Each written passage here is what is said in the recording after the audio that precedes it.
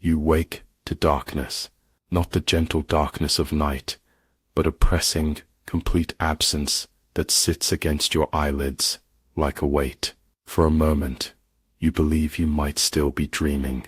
Then comes the sway, the rhythmic clack-clack of steel wheels on rails, the creak of wooden planks beneath your body, and you remember the cattle car. 3 days ago, or perhaps 4, time loses meaning here. They took you. A hand on your shoulder at 3:17 a.m. A voice telling you to pack warm clothes. No explanations, no warrants, just the certainty that comes with the heavy knock, the shuffle of boots in your hallway. You were given 19 minutes to gather possessions. You took a photograph, a spare pair of socks, a small notebook that now sits in the pocket of your coat, pressed against your chest like a talisman. The train moves north or east, perhaps both. Without windows, without markers, your sense of direction has dissolved into the rhythmic sway of the car. 58 people share this space, meant for livestock. You count them in the brief moments when the door slides open for the morning bucket of water. 58 souls breathing the same stale air, sharing the same bucket in the corner for waste. The smell has long since become a part of you. The air hangs thick with breath and fear. In the darkness, people speak less each day. At first, there were whispers, questions passed from mouth to ear. Where are we going? What did you do? How long will we travel? Now, on what might be the 5th day, the questions have mostly stopped. Conserving energy has become instinctual. The cold teaches efficiency quickly. The floor of the cattle car vibrates constantly.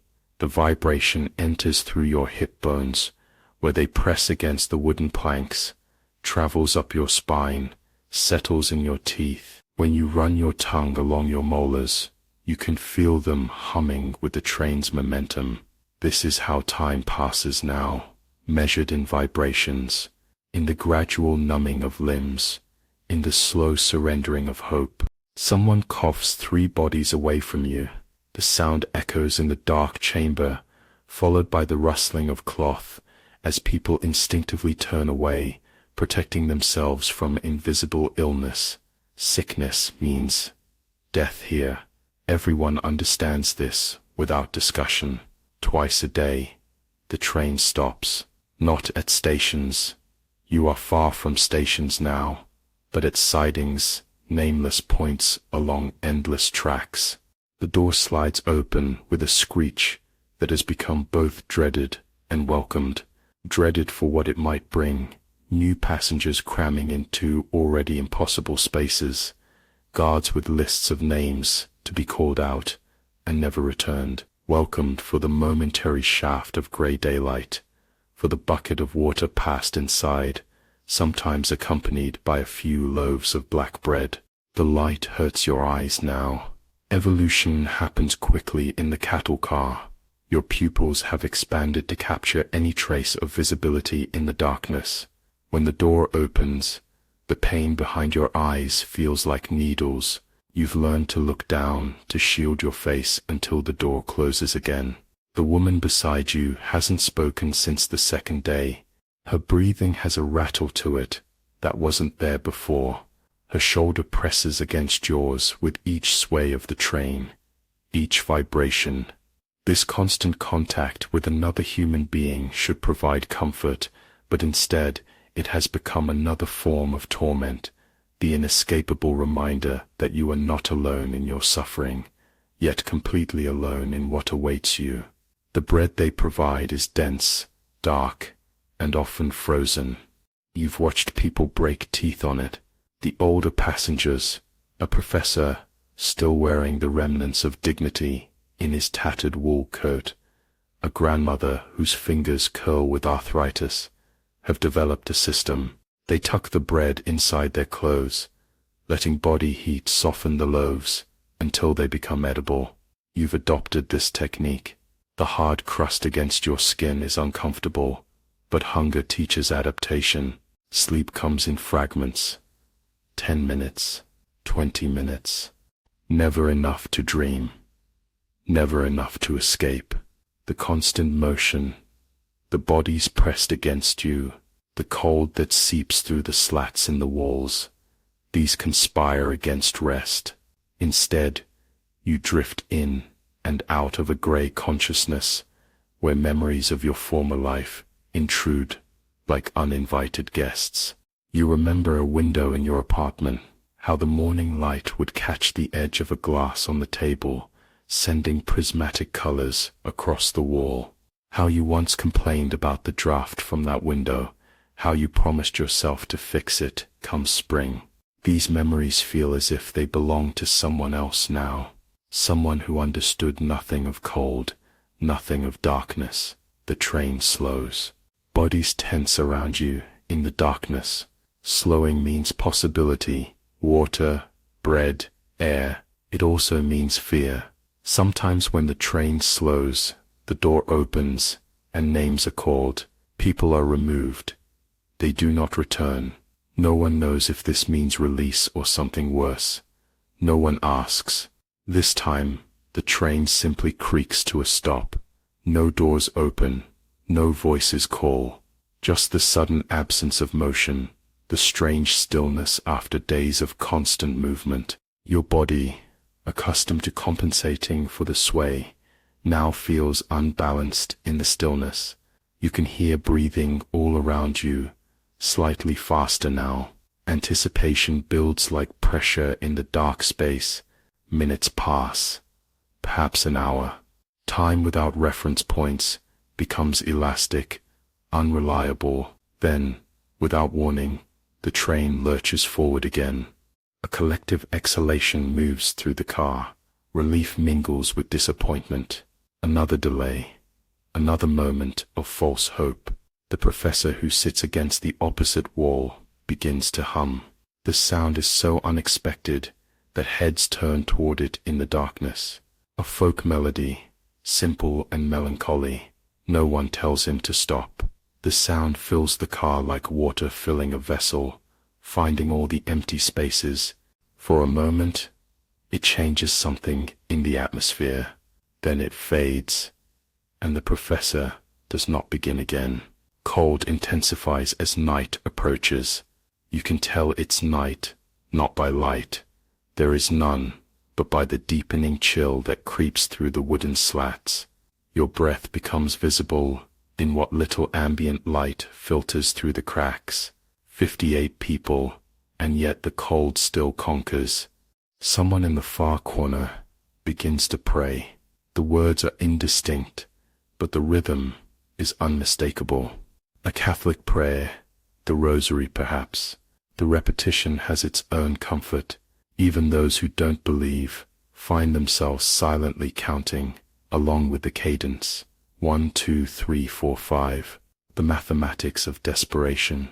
Your left foot has gone numb. You try to shift position, but there is nowhere to move. Bodies press against you on all sides, yet somehow the cold still finds pathways to your bones. You wiggle your toes inside your boot. Nothing, no sensation. You press harder, concentrating on forcing feeling back into the limb. Eventually, pins and needles signal returning circulation. This small victory feels monumental. The train tracks curve, and the cattle car sways more dramatically. Bodies lean into each other, then away, then back again. No one apologizes for these forced intimacies anymore. Social niceties dissolved somewhere around the second day, when thirst became the only reality. You think of water constantly now, not food. Hunger has become a dull background ache, but water, your mind conjures images of lakes, of rainfall, of the simple glass you kept by your bedside at home. Your tongue feels swollen in your mouth, the saliva thick and inadequate. The water they provide each day is never enough to quench, only enough to survive. The grandmother with arthritic hands begins to cough, not the occasional cough of a dry throat, but the persistent hack of illness. People shift away instinctively, though there is barely room to move. Illness in the cattle car is a death sentence, not just for the afflicted, but potentially for all. Everyone knows this. No one speaks it. Another stop. This time the door slides open with its familiar screech. Gray light spills into the car, revealing faces you've only known by touch and sound for days. They look worse than you imagined. Hollow-eyed, skin gray with grime, lips cracked and bleeding. You realize you must look the same. Guards stand silhouetted against the weak daylight. One holds a clipboard. Names are called.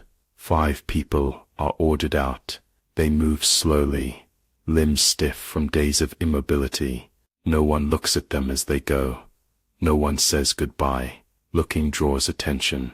Attention is dangerous. The water bucket is passed in. It sloshes over the rim as it's handed from person to person.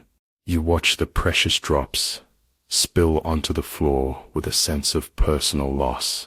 When the bucket reaches you, you take the allotted 2 sips. The water tastes of metal and something else you don't want to identify. It is the sweetest thing you've ever tasted. The door closes. Darkness returns. Somehow deeper than before. The brief exposure to light has reset your night vision. You blink uselessly, trying to readjust. The train remains motionless. Through the walls you can hear voices, the sound of other cars being opened and closed, occasional shouts in a language that might be Russian or might be something else entirely. The waiting stretches. People shift positions, taking advantage of the 5 empty spaces left by those who were removed. The redistribution happens silently, efficiently. No discussion is needed.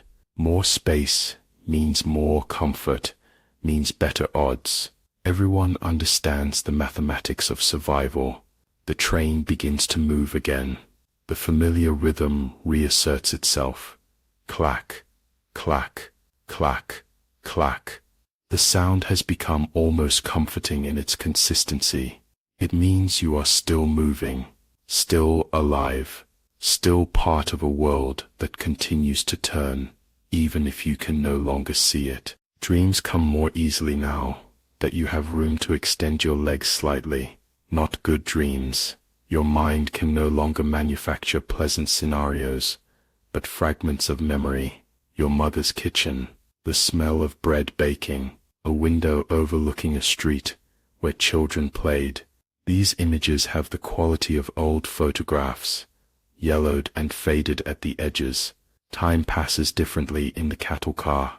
Without day or night, without meals to mark the hours, without work or rest properly defined, you exist in a continuous present tense. Only the periodic opening of the door provides any structure. 2 water deliveries equals 1 day. By this calculation, you have been traveling for 7 days, perhaps 8. The temperature drops further. You can feel it in the metal nails that hold the cattle car together. They collect frost, which then melts slightly from the heat of 53 bodies, then freezes again, creating tiny stalactites that grow longer with each passing hour.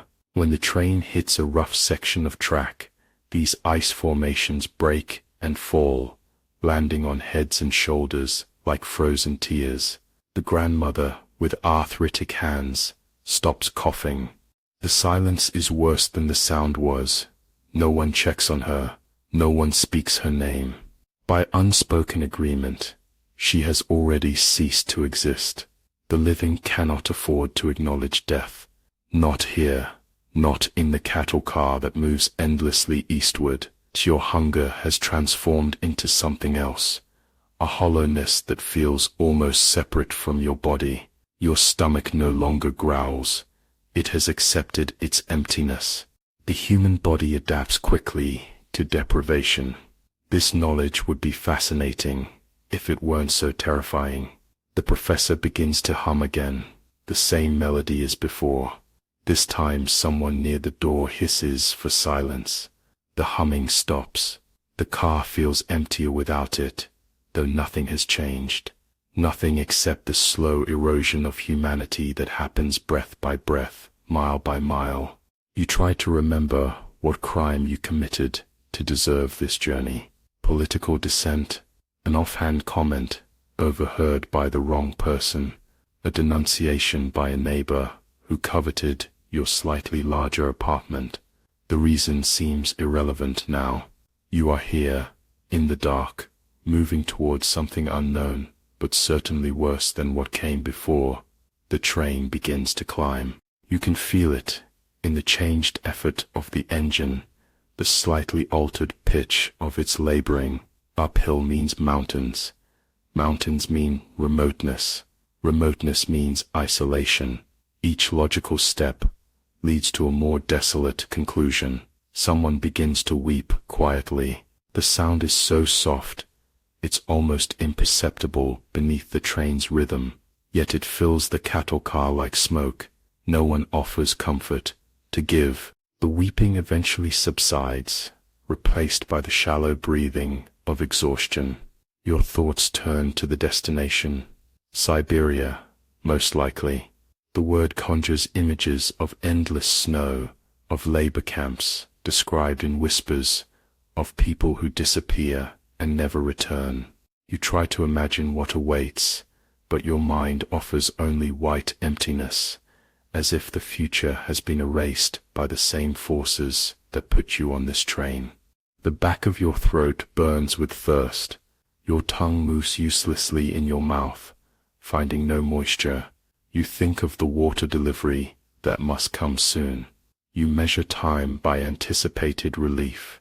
This is what existence has narrowed to, waiting for the next moment of barely adequate sustenance. Another stop. This time when the door opens, Arctic air rushes in like a living thing. It takes your breath away, makes your lungs ache with its intensity. Behind the guards, you can see nothing but white, snow falling so thickly it creates a wall just beyond the track. No buildings, no horizon, just endless white. Out, says a guard. Not names this time. Everyone, out. 53 people move in slow motion, unfolding bodies stiff from days of immobility. No one speaks. There is nothing to say. You reach for your small bundle of possessions, the photograph, the notebook, the spare socks, now filthy beyond recognition. These worthless treasures are all that remain of your life before. The snow outside is knee-deep. Your numb feet sink into it, and the sudden cold is like knives against skin that hasn't felt direct air in over a week. The guards form a perimeter, rifles held casually, breath fogging in the frozen air. They look bored. This is routine for them.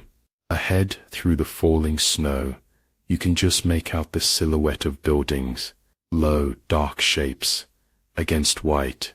The guards motion toward them. The procession begins. 53 people wading through snow, leaving a dark path behind them. From above you imagine it might look like an ink stain spreading across blank paper. You realize the train has deposited you at the end of your journey. There are no more tracks ahead. This rail line terminates here, at this place that barely exists. The gates of the camp lie ahead, visible now as you draw closer. Wooden posts, barbed wire, watchtowers at intervals. You have arrived. The cattle car that never spoke has delivered its cargo, and as you stumble forward, following the person ahead of you, trying not to fall in the deep snow, you know with sudden, absolute certainty that you have crossed a threshold, that the life you had is now as insubstantial as the steam of your breath in this frozen air, that whatever happens beyond those gates will bear no resemblance to the world you once knew. The train whistle sounds behind you, a long mournful note that carries across the snowfield. You don't turn to look. There is no point in watching the train depart. It was never going to take you home again. The gates stand before you now, 12 feet tall, made of rough-hewn timber, and wrapped in layer upon layer of barbed wire. The wood is grey with age and weather, the metal wire rusted to the color of dried blood. Above the entrance, letters have been carved into a crossbeam. Through labor, freedom. The irony would be laughable if your lips weren't too cracked to form a smile. The gates swing inward with a groan that sounds almost human. The sound reverberates in your chest, mingles with the hollow ache of hunger, becomes indistinguishable from your own discomfort. You shuffle forward, one foot, and then the other, following the person ahead of you. 53 souls moving in silent procession, leaving deep tracks in the snow. Beyond the gates lies a compound of wooden buildings, arranged in rows. Barracks, you suppose, though they resemble animal sheds, more than human habitations.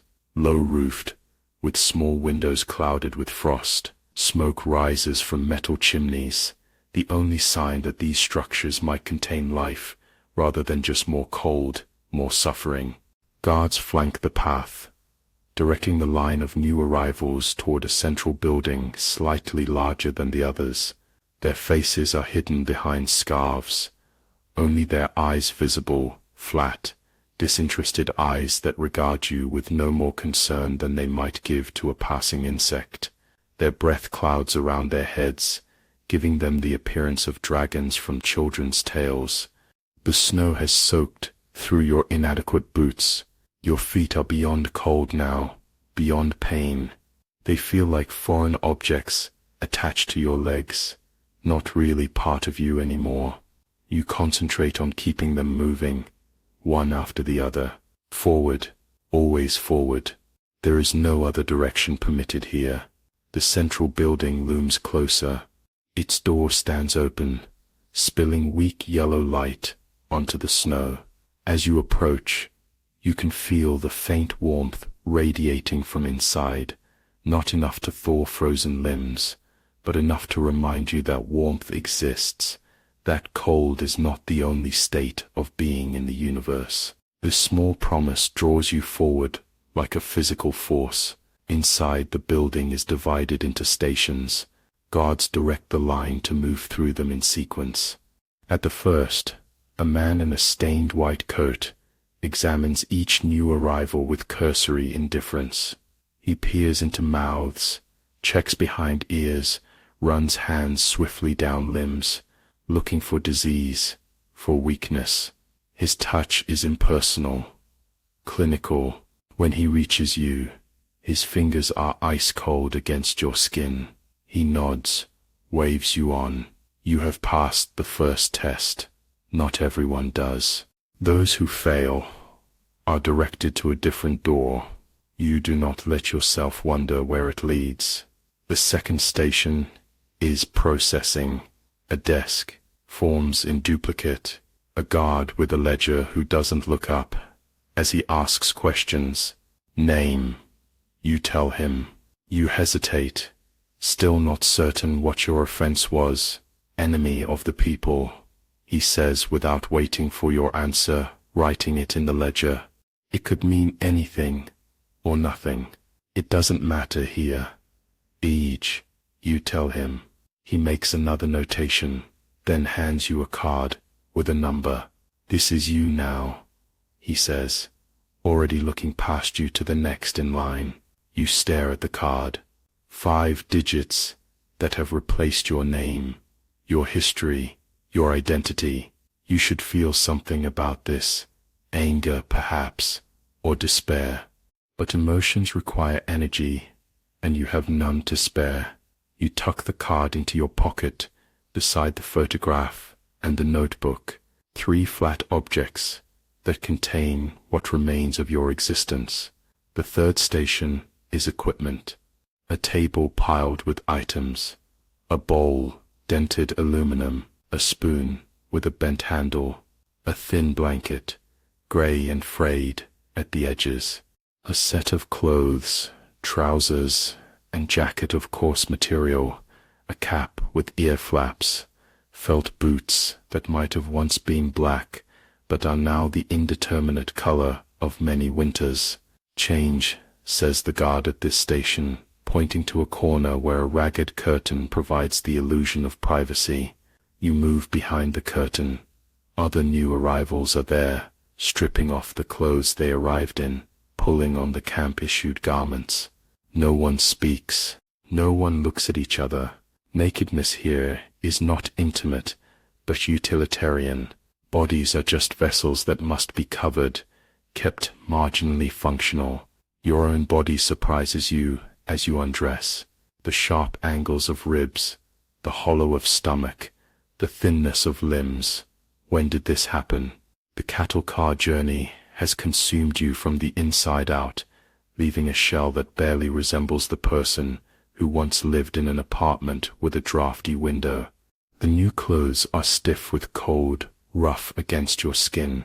They smell of previous wearers, sweat and fear, and the particular odor of unwashed humanity. The boots are too large, but you know this is better than too small. You can stuff them with rags, create insulation. Too small boots mean frostbite, mean amputation, mean death. Once dressed, you gather your bundle of possessions, the bowl, the spoon, the blanket, and move to the final station. Here, your civilian clothes are taken and tossed onto a growing pile. You watch your coat, the one you carefully selected years ago from a shop in Moscow, disappear among countless other discarded lives. The guard doesn't bother with a receipt. There will be no reclaiming of prior possessions, no return journey. Outside again, the cold is a physical blow after the marginal warmth of the processing building. You clutch your new belongings against your chest, the aluminum bowl already frosted with ice crystals. The line of new arrivals has thinned, some directed to one set of barracks, others to another, the sorting process as impenetrable as everything else in this new reality. A guard points you toward the farthest row of buildings. Barracks 17, he says, the words misting in the air between you. Work assignment tomorrow. Meal at 1800 hours. You trudge through the snow toward Barracks 17. Each step requires conscious effort now. Lift foot, place foot, lift again, place again. Your body is shutting down non-essential functions, conserving heat for vital organs. Extremities are expendable. The body knows this instinctively. The body is preparing for prolonged suffering. Barracks 17 is identical to the others, a long, low building with small windows and a single door. When you pull it open, a wave of stale, warm air hits your face. The warmth is a shock after so much cold, but the smell nearly makes you step back. Unwashed bodies, boiled cabbage, the sharp tang of urine, the underlying sweetness of suppurating wounds. Inside, the barracks consists of a single large room filled with bunks stacked 3 high.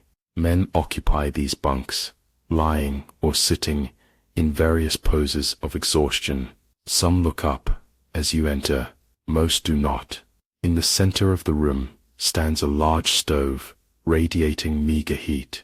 Around it, wet clothes hang on makeshift lines, creating a steaming jungle that partially obscures the far end of the room.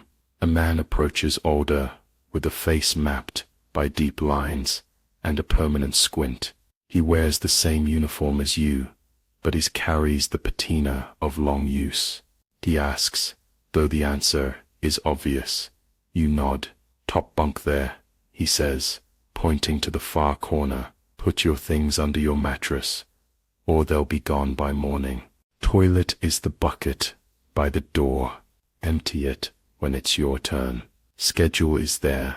He gestures to a paper nailed beside the door, covered in handwritten notations.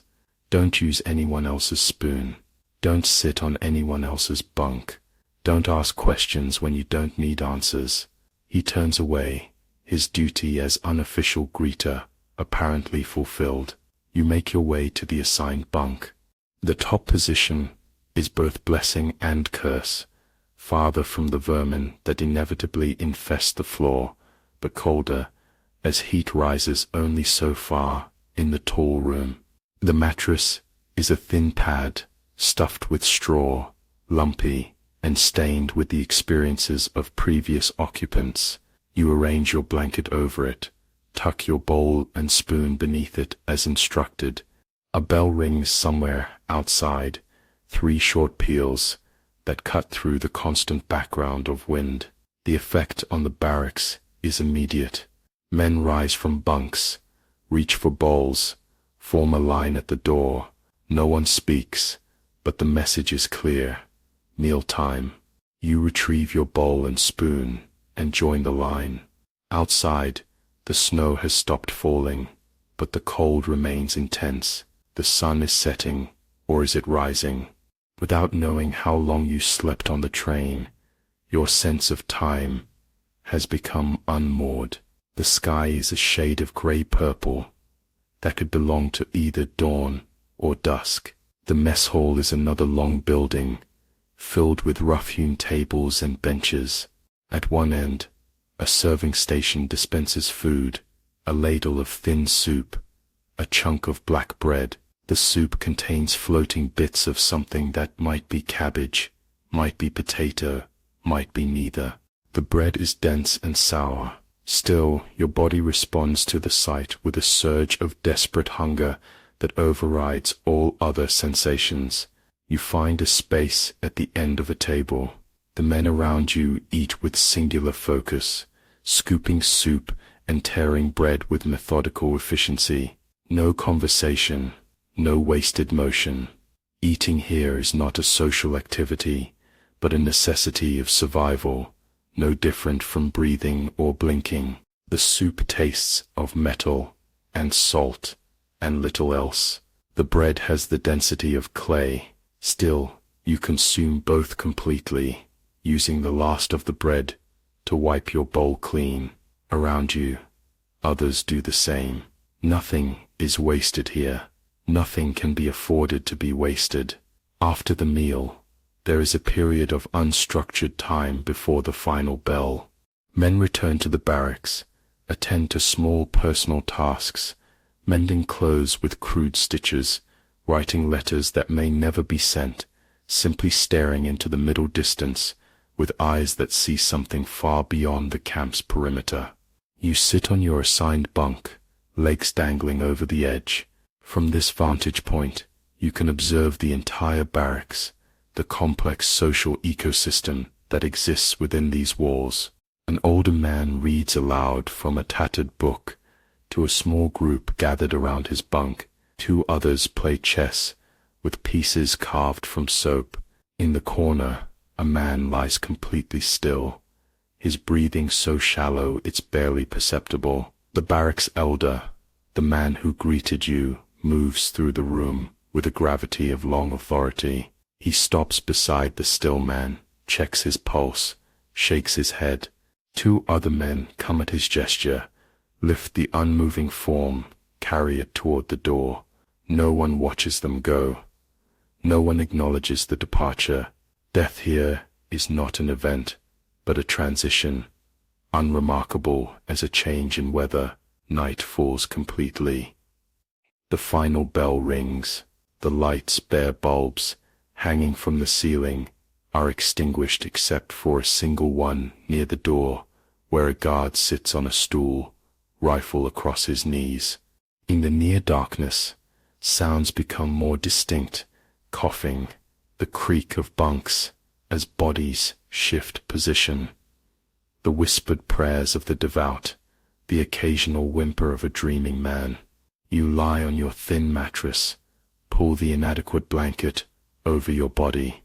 The top bunk places you close to the ceiling, where the day's heat has risen and collected. This small advantage makes the position coveted. You realize the barracks elder did you a favor without explaining it as such. Sleep comes in fragments, disrupted by unfamiliar sounds, by the hard surface beneath you, by the cold that creeps through the blanket as the night deepens and the stove's fire dies down. When you do sleep, dreams are vivid and disorienting. You are home, then on the train, then somewhere else entirely, a landscape of twisted shapes and unfamiliar geometries. The morning bell comes too soon, a harsh clanging that startles you from half-sleep. Around you, the barracks erupts into activity. Men rise, dress, fold blankets with military precision. Lines form at the bucket used as a toilet overnight, at the single sink with its trickle of icy water. Everything happens with rehearsed efficiency. Everyone knows their place in this choreography. Except you. You follow, imitate, try to become invisible within the routine. Pull on boots, fold blanket, join the line for water, just enough to splash on face and hands, not enough to truly clean. The air is thick with morning breath and body odor, with the lingering smell of the night bucket that someone is now carrying outside to empty. Breakfast is similar to last night's dinner, a ladle of thin porridge, a chunk of bread. The porridge tastes of nothing but heat, yet you consume it gratefully. The bread you save half of, tucking it inside your jacket for later. You've already learned one of the camp's essential lessons. Never assume there will be food when you need it. After breakfast comes roll call. The entire camp population stands in rows in the central yard, organized by barracks number. Guards move between the rows, counting, checking names against lists. The cold is intense in the morning air, but no one moves, no one speaks. Standing still becomes its own form of torture as the minutes stretch on. Finally, work assignments are called out. Different barracks are directed to different tasks: forestry, mining, construction, maintenance. Barracks 17, you learn, is assigned to the timber processing area today. The work will be outside, exposed to the elements, but at least it involves movement. Movement means warmth, and warmth means survival. The timber yard lies beyond the main camp, through a secondary gate monitored by guards in a watchtower. The trees of the surrounding forest have been systematically harvested, creating an expanding circle of stumps and bare earth around the camp perimeter.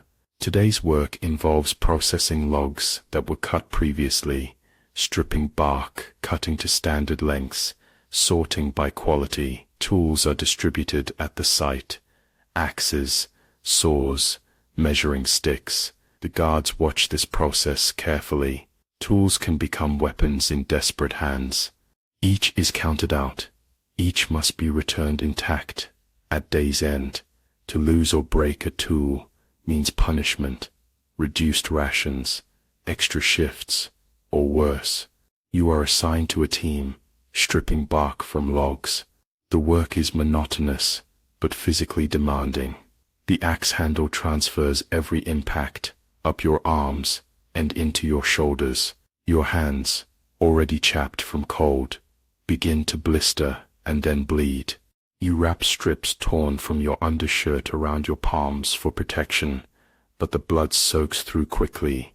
The foreman, another prisoner, distinguishable only by an armband, moves among the workers, checking progress, occasionally shouting for increased effort. He seems neither cruel nor kind, simply focused on meeting the day's quota. The quota is everything here. Meet it, and the barracks receives its full ration.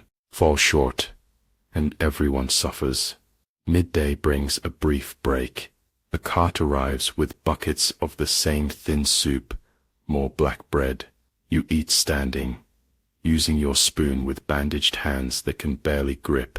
The food provides a temporary surge of energy, quickly dissipated in the cold air and constant exertion. Afternoon work is worse than morning. Fatigue sets in. Muscles that have been pushed beyond endurance begin to tremble and fail. Your technique with the axe becomes sloppier, more dangerous. Twice you nearly strike your own leg. The foreman notices, moves you to a different task, carrying stripped logs to the sorting pile. The logs are heavy, the distance short, but seemingly endless when repeated dozens, hundreds of times. The sun begins to set by mid-afternoon. This far north, winter days are brief interludes of grey light between long periods of darkness. As visibility decreases, the work becomes more hazardous. A man 2 rows over cries out. A saw has slipped, cut deep into his thigh. Guards come, drag him away. The work continues without pause. The injured man's quota must still be met by those who remain. When the final whistle blows, you are barely standing. Your legs shake with fatigue, your back one solid mass of pain. You return your tool, are counted through the secondary gate, back into the main compound. The walk to the mess hall feels longer than the entire day's labor. Dinner is identical to breakfast and lunch. Soup, bread. You eat mechanically, without tasting, your body demanding calories, without concern for flavor or variety. Around you, men do the same. Some so exhausted they seem to be eating in their sleep. Automatic motions divorced from conscious thought. Back in the barracks, night routines, mirror mornings, lines for the toilet bucket, for the sink. Some men tend to injuries received during the day's work, cuts wrapped in dirty cloth, bruises examined by the dim light. Others simply collapse onto bunks, asleep before their heads touch the thin mattresses. You climb to your top bunk with muscles screaming in protest. Every movement requires conscious effort now. You lie flat, feel your heartbeat gradually slow from its labored pace. The ceiling is just inches from your face, marked with the initials and small drawings of previous occupants, names, dates, brief messages. This history written in pencil stub and scratched with fingernails is the closest thing to a memorial that exists here. As the barracks settles in tonight, you take stock of your condition, hands raw and bleeding, back strained, shoulders aching from unaccustomed labor, feet swollen inside 2 large boots. Hunger, a constant companion, despite 3 meals. Thirst, always thirst, as if the cold itself is consuming your body's moisture. And tomorrow will be the same, and the day after, and after that. This is what stretches before you, an unbroken sequence of labor, cold, hunger, exhaustion. The professor from the cattle car was right to hum his melancholy melody. There are no words adequate for this place, only the wordless expression of endurance beyond reason. You close your eyes. One day complete, one day survived. The gates that only open one way have received you now, incorporated you into the vast mechanism of the camp. You are no longer arriving. You have arrived, and in this knowledge is a terrible clarity. This place is designed not just to contain you, but to unmake you, step by deliberate step. Dawn arrives with the same harsh bell. Your body resists wakefulness, every muscle stiffened overnight into painful rigidity. The simple act of sitting up sends spasms down your spine. Your hands, bandaged with strips of clothing, have crusted with blood and fluid, the makeshift dressings adhering to raw flesh beneath. The process of peeling them away brings tears to your eyes, though you make no sound. Sounds of pain are weakness. Weakness is dangerous here. Around you the barracks stirs with the same efficiency as yesterday. Men move with the economy of long practice, each action precise and minimal. No energy wasted on unnecessary movement. No words beyond what is essential. The night bucket is carried out, the wash basin filled with its inadequate ration of water. You join the lines, go through the motions, become part of the organism that is Barracks 17. At breakfast, You notice your hands trembling as you hold your bowl, not from fear, but from muscle fatigue, so profound, it has reshaped your nervous system. The spoon feels impossibly heavy. The simple action of bringing porridge to mouth requires concentration. Around you, others display similar symptoms. Hands that shake, shoulders hunched against invisible weight, the slight rocking motion of bodies trying to ease the pain of overworked joints. Roll call in the morning darkness. Frost has formed overnight on the ground, making footing treacherous. A man from barracks 12 slips, falls heavily. Guards shout. The man struggles to rise, fails. 2 others help him up, receive verbal abuse for breaking formation. Everyone stares straight ahead, pretends not to notice. Drawing attention is never beneficial. Today's assignment for Barracks 17, Forestry. The logging detail moves out through the northern gate, a procession of hunched figures following a narrow path through snow-laden trees. The forest closes around you, pine and spruce and bare-branched birch, creating a canopy that blocks what little daylight filters through the overcast sky. The work site is 2 kilometers from the camp, a clearing where previous cutting has opened a gap in the dense forest. Equipment waits there: axes, 2-man saws, ropes, wedges. The foreman divides the barracks into teams. You are assigned to a 5-man crew responsible for bringing down a massive pine that must be 20 meters tall. Your specific task is to clear the smaller branches and undergrowth from the area where the tree will fall. The work requires a small hatchet rather than a full axe, a small mercy for your raw hands. Still, each impact sends shockwaves of pain up your arms.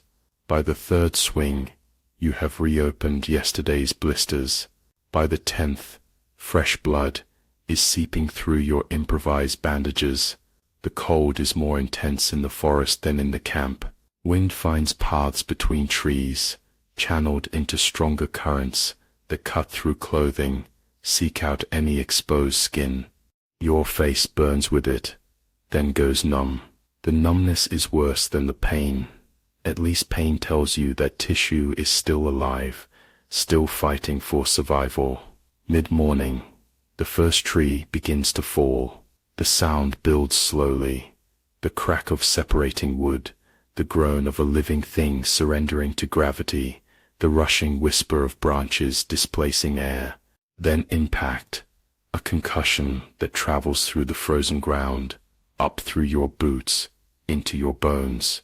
Something primordial in this sound, this feeling, something that speaks to the ancient part of your brain that understands destruction on a visceral level. Once down, the real labor begins. The tree must be stripped of branches, cut into manageable sections, loaded onto sleds for transport back to the camp. Each stage is its own universe of effort. The 2-man saw screams through wood, its teeth catching and releasing with rhythmic violence. Sawdust, bright yellow, against the snow, accumulates in small mounds that quickly disappear under fresh falls of white. Your arms no longer feel connected to your body. They have become mechanical things, extensions that move according to some external direction rather than your own will. Swing the hatchet, strip the branch, drag the debris, repeat. The sequence loops without conscious thought, becomes a meditation of pain and motion. Midday meal arrives, the same soup, now partially frozen during its journey from camp, chunks of ice floating alongside the indeterminate vegetables. You drink it quickly, before it can freeze completely.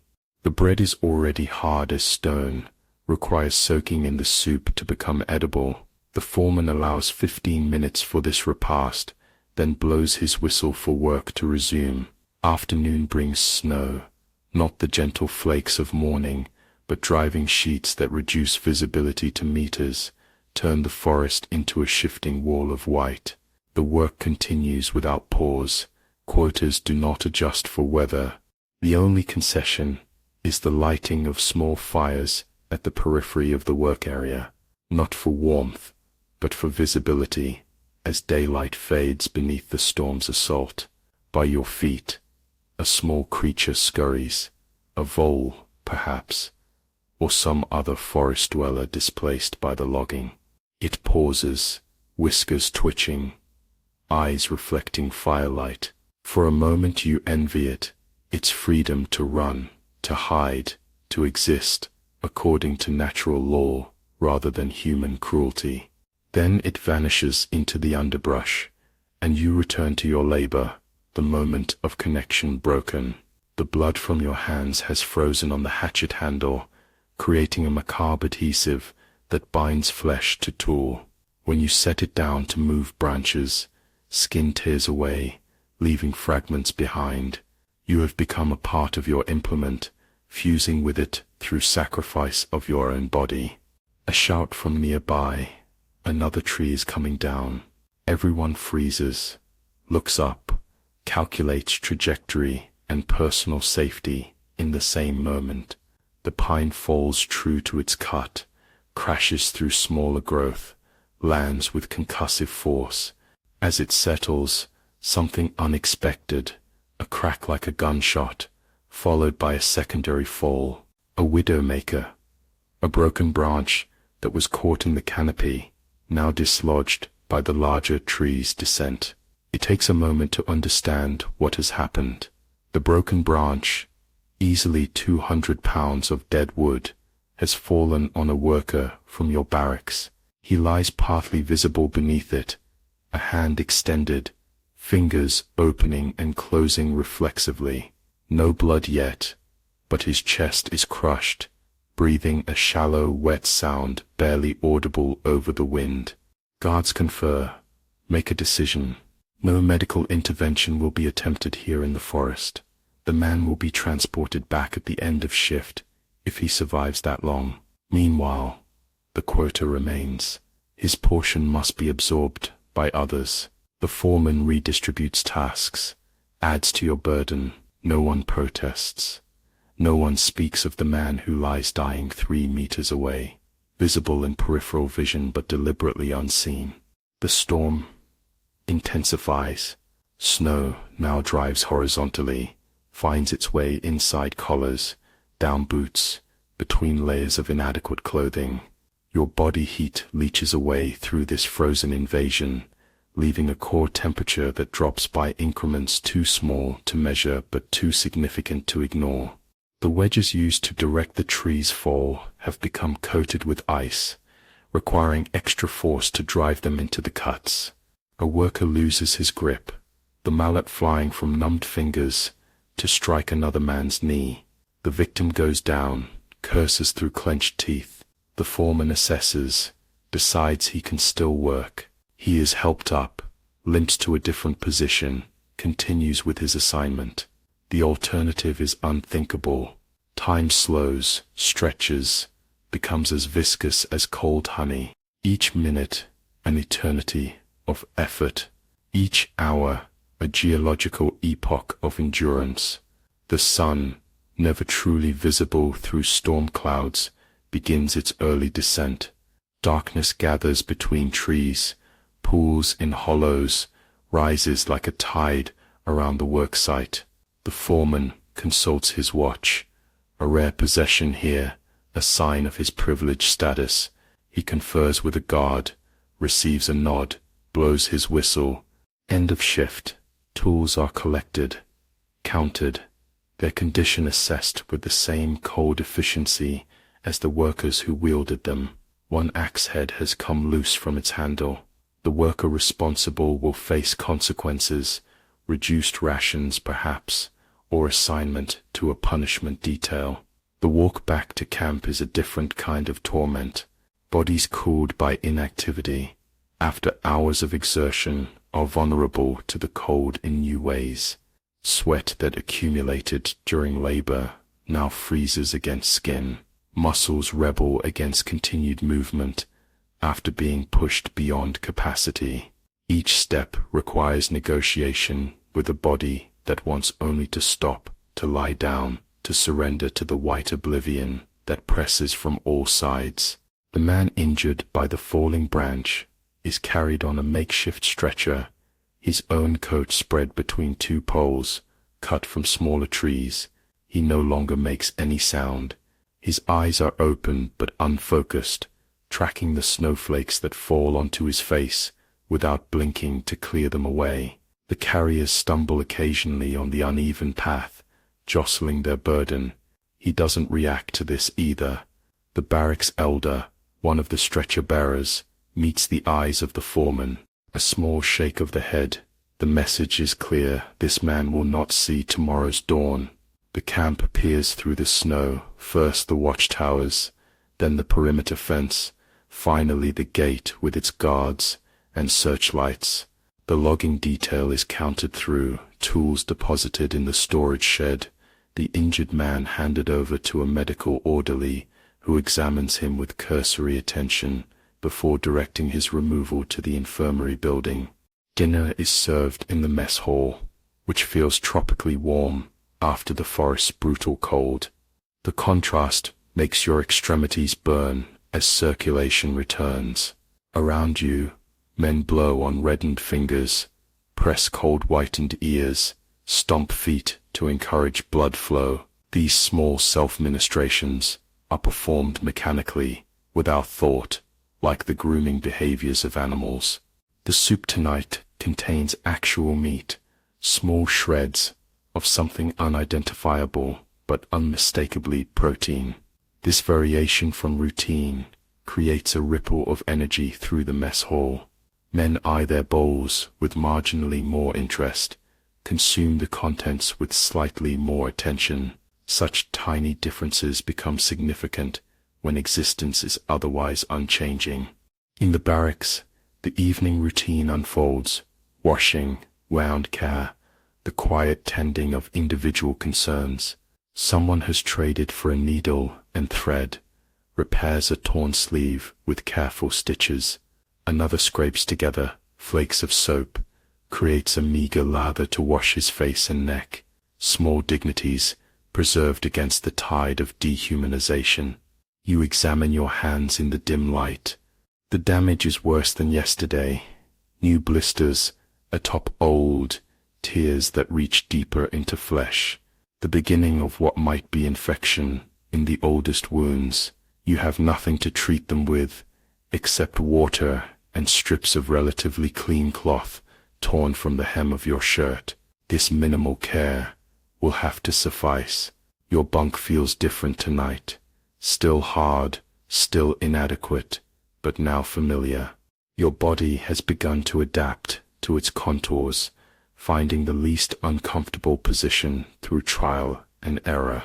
You arrange your blanket, lie back, stare at the ceiling with its palimpsest of previous occupants' markings.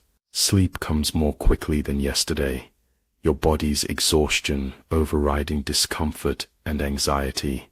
Dreams, when they arrive, are fragmented, images of the forest, of falling trees, of the injured man's unblinking eyes receiving snowflakes like tears from heaven. The morning bell seems to ring only moments after you've closed your eyes, though the stiffness in your joints tells a different story. Hours have passed, though not nearly enough for recovery. Your body screams silent protest as you force it into motion, swinging legs over the side of the bunk, lowering yourself to the floor with arms that can barely support your weight. A new day, the same as yesterday, different only in the accumulation of fatigue, the progression of injuries, the incremental surrender of hope. Roll call, breakfast, work assignment. Today Barrack 17 is split, half to continue forestry, half reassigned to camp maintenance. You fall into the latter group, a temporary reprieve from the deeper cold of the forest. Maintenance means clearing paths between buildings, repairing damage to barracks, roofs from accumulated snow, constructing new outbuildings for storage, or additional prisoner housing. The work is no less physical than forestry, but offers the small mercy of proximity to shelter, the psychological comfort of remaining within the camp's perimeter. You are assigned to a roof repair team. The barracks in question, number 22, has developed leaks from the weight of snow and the subsequent melting, where heat from inside meets the frozen layer above. Your task is to clear the snow, identify damaged sections, replace broken boards with new ones from the lumber yard. Climbing the ladder to the roof requires a kind of strength you no longer possess, arms pulling against gravity, legs pushing upward. You manage it through sheer will, focusing on each rung as a separate challenge rather than confronting the entire ascent at once. At the top, the roof stretches before you, a plain of white broken only by the stovepipe emerging from its center like a periscope from a snowbound submarine. The work proceeds in sequence, first shoveling snow into large canvas sheets that are then lowered to the ground, then examining the exposed surface for damage, finally making repairs with materials passed up from below. The height provides an unaccustomed perspective of the camp, the geometric arrangement of buildings, the perimeter fence with its watchtowers, the forest beyond that stretches to the horizon in every direction. From here, you can see the logging teams departing through the northern gate, tiny figures disappearing into the tree line. You can see the mine entrance to the east, where another detail descends into the earth to extract whatever mineral wealth lies beneath this frozen landscape. You can see the cemetery, if it deserves such a formal name, where simple wooden markers stand in uneven rows at the far edge of the cleared ground. The day passes in labor that taxes already depleted reserves. By mid-afternoon, you are moving on automatic pilot, your consciousness separated from the physical shell that continues to function through muscle memory and survival instinct. This dissociation is a kind of mercy, allowing the mind to retreat while the body endures what must be endured. A guard shouts from below, "Someone has dropped a tool. Let it slide from the roof's surface to land near where the guards supervise the work." The offender is identified, ordered down from the roof, made to stand at attention, while berated for carelessness and potential sabotage. The punishment is immediate: no dinner tonight, extra shift tomorrow. The man accepts this without visible reaction. Reactions require energy. No one has energy to spare. The repair is completed as daylight fades. Descending the ladder proves more difficult than ascending. Muscles now thoroughly exhausted must still function with precision to prevent a fall. Each rung requires careful placement of feet, deliberate transfer of weight, constant vigilance against failure. The journey down becomes a meditation on mortality, on the fragility of human bodies against unyielding objects. At dinner, the man punished for dropping his tool sits at the end of a table, watches others eat. His face betrays nothing, not hunger, not resentment, not self-pity. He has moved beyond such immediate reactions into a space of pure endurance. Tomorrow he will work a double shift. Tonight he will conserve what strength remains for that challenge. Later, in the barracks, you notice something has changed. The bunk below yours, occupied since your arrival by an older man who rarely spoke, is empty. No announcement was made, no explanation offered, simply an absence where before there was presence. You do not ask what happened. Questions about disappearances invite unwanted attention. As you lie in your bunk, staring at the now familiar ceiling, you take inventory of your physical state. Arms that tremble even at rest, shoulders that cannot bear weight without pain, hands that have become landscapes of injury, blisters, cuts, the beginning of frostbite at fingertips, feet swollen and chafed inside boots. hunger that has transformed from acute to chronic, a background condition like the cold, like exhaustion. Your mind turns to the future, tomorrow, the next day, the day after that. The unbroken sequence of labor and deprivation that stretches ahead without visible endpoint. There are whispers of sentence lengths, 5 years, 10 years, 25 years. But these numbers have no meaning here, where time is measured in the infinitesimal increments of survival rather than the artificial constructs of calendars. Sleep comes, though not restfully. Your body requires it too desperately, not to surrender to unconsciousness, but the quality of rest is poor. Dreams intrude, memories of before, distorted by distance and desire. The apartment with its drafty window, a table set for a meal that included meat and vegetables and bread that wasn't black, the weight of a book in your hands, pages turning for pleasure rather than obligation. Morning arrives. Again the bell, again the stiffness, the pain, the effort of movement, again the routine of barracks, 17 preparing for another day of labor. The empty bunk below yours has been filled, a new arrival, recently processed, still with the shell-shocked expression of the newly condemned. You do not speak to him. Words are insufficient for what he has yet to learn about this place. At roll call, the temperature has dropped further.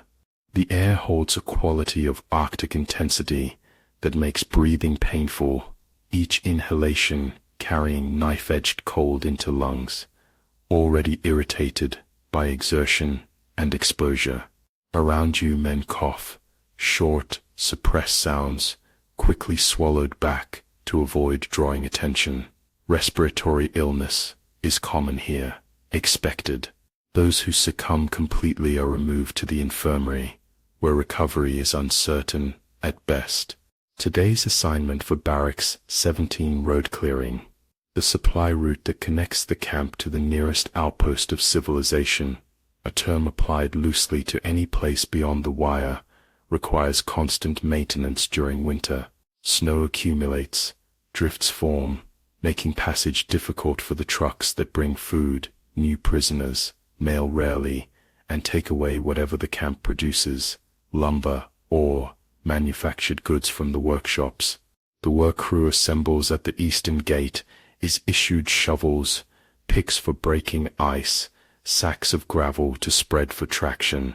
The road stretches 4 kilometers to the horizon, visible as a slightly more regular depression in the otherwise unbroken white landscape. The foreman indicates the first segment, 1 kilometer towards civilization, as today's objective. The labor is straightforward, but grueling. Shovel snow to the sides, break up compacted ice, spread gravel, move forward 10 meters, repeat. The monotony allows mind to separate from body again, consciousness floating somewhere above the physical shell that continues its mechanical function. In this state, time passes differently, not measured in minutes or hours, but in segments of road completed, in the gradual progression of the work crew along the predetermined path. Wind increases throughout the morning, carrying fine ice particles that cut exposed skin like miniature razors.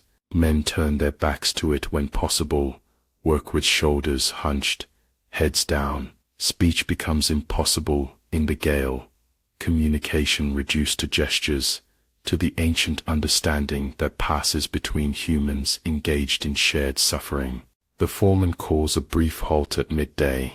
The supply truck approaches from the east, needs clear passage. So the crew stands aside, watches as it rumbles past, a glimpse of the world beyond the camp, though the driver and his guard might as well be from another planet for all they share with the prisoners who cleared their path. The truck disappears through the gate. Work resumes. Afternoon brings no relief from wind, from cold, from the relentless demand to clear more road, prepare for tomorrow's potential deliveries. Your shovel becomes an extension of your arms, the rhythm of dig, lift, throw performed without conscious direction. By day's end, the assigned segment is cleared. The return to camp feels longer than the outward journey, though the distance is identical. Fatigue distorts perception, stretches space and time like taffy, pulled beyond its natural elasticity. Dinner arrives as darkness falls. The soup tonight is little more than hot water with the memory of vegetables. The bread is harder than usual, requires soaking to become edible. Still, you consume both, your body accepting whatever fuel is offered without complaint or discernment. In the barracks, a rare event, mail delivery. 3 men from Barracks 17 receive letters, thin envelopes that contain the first communication from the outside world since their arrival. They read in silence, faces revealing nothing of the contents. One carefully folds his letter, tucks it inside his shirt, next to skin. Another reads his multiple times, lips moving silently with the words. The third reads once, then feeds his letter into the stove, watches it curl and blacken in the flames. You have received nothing. This is expected. The processing officer took your home address, promised to notify your family of your new location, but such promises mean nothing. For all the outside world knows, you simply disappeared one night, became another unexplained absence in a society accustomed to them. Night deepens. The barracks settles into its rhythm of sleep sounds, coughing, snoring, the occasional cry from someone caught in nightmare. You lie awake longer than usual, mind turning over questions that have no answers. How long? How much? How far? When these become too overwhelming, you focus instead on the ceiling, count the marks left by previous occupants, assign them stories, identities, fates both better and worse than what likely befell them. Sleep comes eventually, though fitfully. Dreams are vivid. You walk through your former apartment, touching objects that dissolve into snow at your approach. You call names that echo without response. You open doors that lead to endless forest, to barracks, to the road stretching toward a horizon you can never reach. Morning arrives, again the bell, again the struggle to move limbs that resist, joints that protest, muscles that have passed beyond fatigue into a state of permanent rebellion. Again the routine of Barracks 17 preparing for another day of labor. As you rise, something is different. Your left foot doesn't respond correctly. When you place weight on it, pain shoots upward, bright and immediate. You look down, pull off the felt boot, examine the appendage that has betrayed you. The smallest 2 toes are white, waxy, without feeling when you touch them. Frostbite.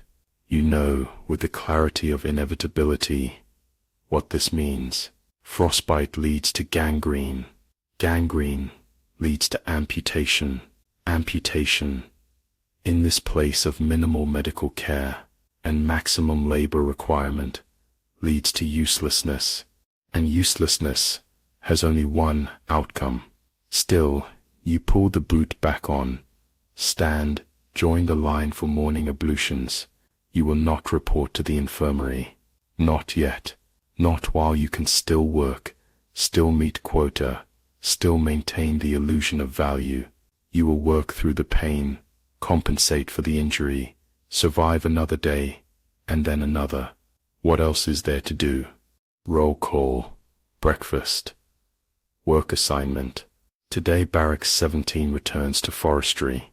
The logging detail assembles, is counted through the northern gate, begins the 2-kilometer trek to the cutting site. You walk with a slight limp, careful to hide it when guards look your way.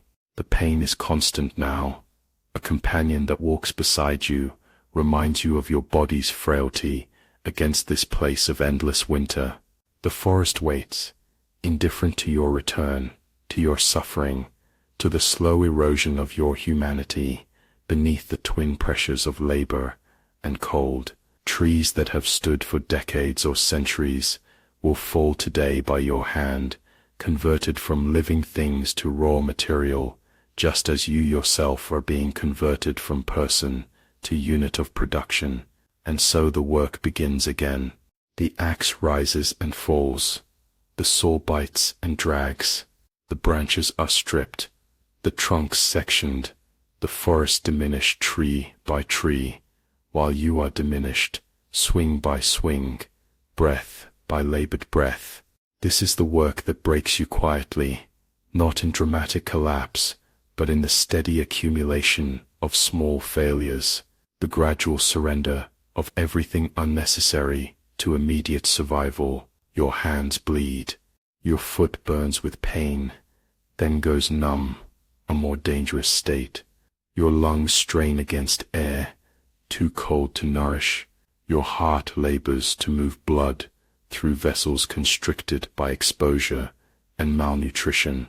And still you work, because work is existence, and to stop is to surrender the last fragile claim to your place among the living. Another tree falls, and another. The forest recedes. The camp expands. The universe narrows to the space between heartbeats, between axe swings, between moments of pain that define the boundaries of a consciousness being slowly, methodically erased by forces beyond comprehension or resistance.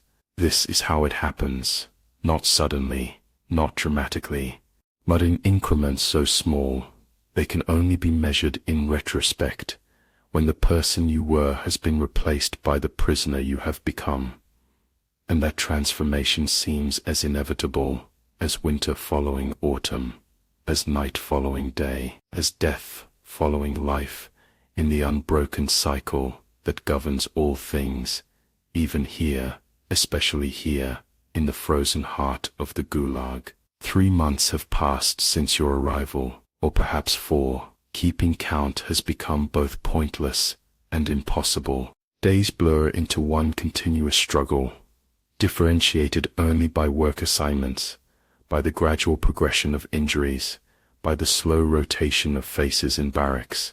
17, as some disappear and new ones arrive to take their places. Your name has not been spoken aloud in weeks. The guards use numbers, the foremen use positions or tasks, fellow prisoners use nods or gestures when communication is necessary. Your prisoner number, those 5 digits given upon arrival, has replaced your identity in official matters, but even that is rarely used. You exist now primarily as a function, worker, body, unit of production. Morning brings the same bell, the same struggle to rise, the same assessment of overnight damages. Your left foot, the one with frostbitten toes, has improved marginally. The smallest toe was lost, turned black, dried, eventually separated from your foot, like an autumn leaf from a branch. The next one survived, though remains numb, a deadened appendage that contributes nothing to balance or movement. Your hands bear the accumulated trauma of continuous labor, calluses built upon calluses, healed cuts overlaid with fresh ones, a topography of survival written in scar tissue and persistent inflammation. They no longer bleed as readily. Your body has adapted, reinforced these critical tools against further damage. This adaptation feels like victory, though you recognize the hollowness of celebrating your transformation into something better suited to this environment. Roll call in the pre-dawn darkness. Your place in line is 3rd from the left, 2nd row. You found this position early in your imprisonment and have maintained it through unspoken agreement with those around you. Small territories, small consistencies become precious when all else is chaos. The count proceeds, numbers called, responses given. When your number is called, your voice rises automatically, a sound you barely recognize as your own, roughened by cold, by the chronic cough that afflicts most prisoners, by disuse. Speaking has become an exceptional act rather than the natural human function it once was. Work assignment today. The quarry, among the various labor details. This is neither the worst nor the best, better than the mine, with its constant risk of collapse, its dust that coats lungs and slowly suffocates, worse than camp maintenance, with its proximity to shelter and relative protection from the elements. The quarry lies 1 kilometer west of the main compound, a vast pit carved into the hillside where stone is extracted for construction projects both within the camp and beyond its boundaries. The work is simple in concept, brutal in execution. Break larger rocks into smaller ones using sledgehammers, pickaxes, and occasionally dynamite for the largest formations. Your specific assignment is to the sorting area, where broken stone is classified by size and loaded onto trucks for transport.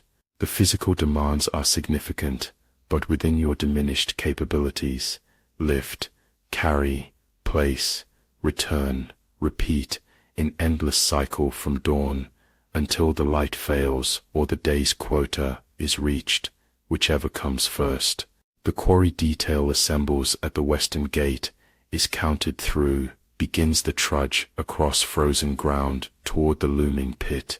Around you, men walk with the characteristic gait of long-term prisoners, a shuffle step that conserves energy, that accommodates weakened joints, and inadequate footwear that expresses through its very limitation the condition of bodies pushed beyond human endurance, yet still moving, still functioning through mechanical necessity. At the quarry edge, the detail divides according to assignment. Blasting teams descend to the pit floor. Drill teams position themselves along the working face. Sorting crews, including you, take their positions beside the loading ramps, where trucks will come to collect the day's production. Work begins without ceremony, without inspection, without instruction. Everyone knows their task, has performed it countless times before. The rhythm established over weeks and months requires no direction now, only the silent communion of bodies engaged in shared labor, the unspoken choreography of the damned.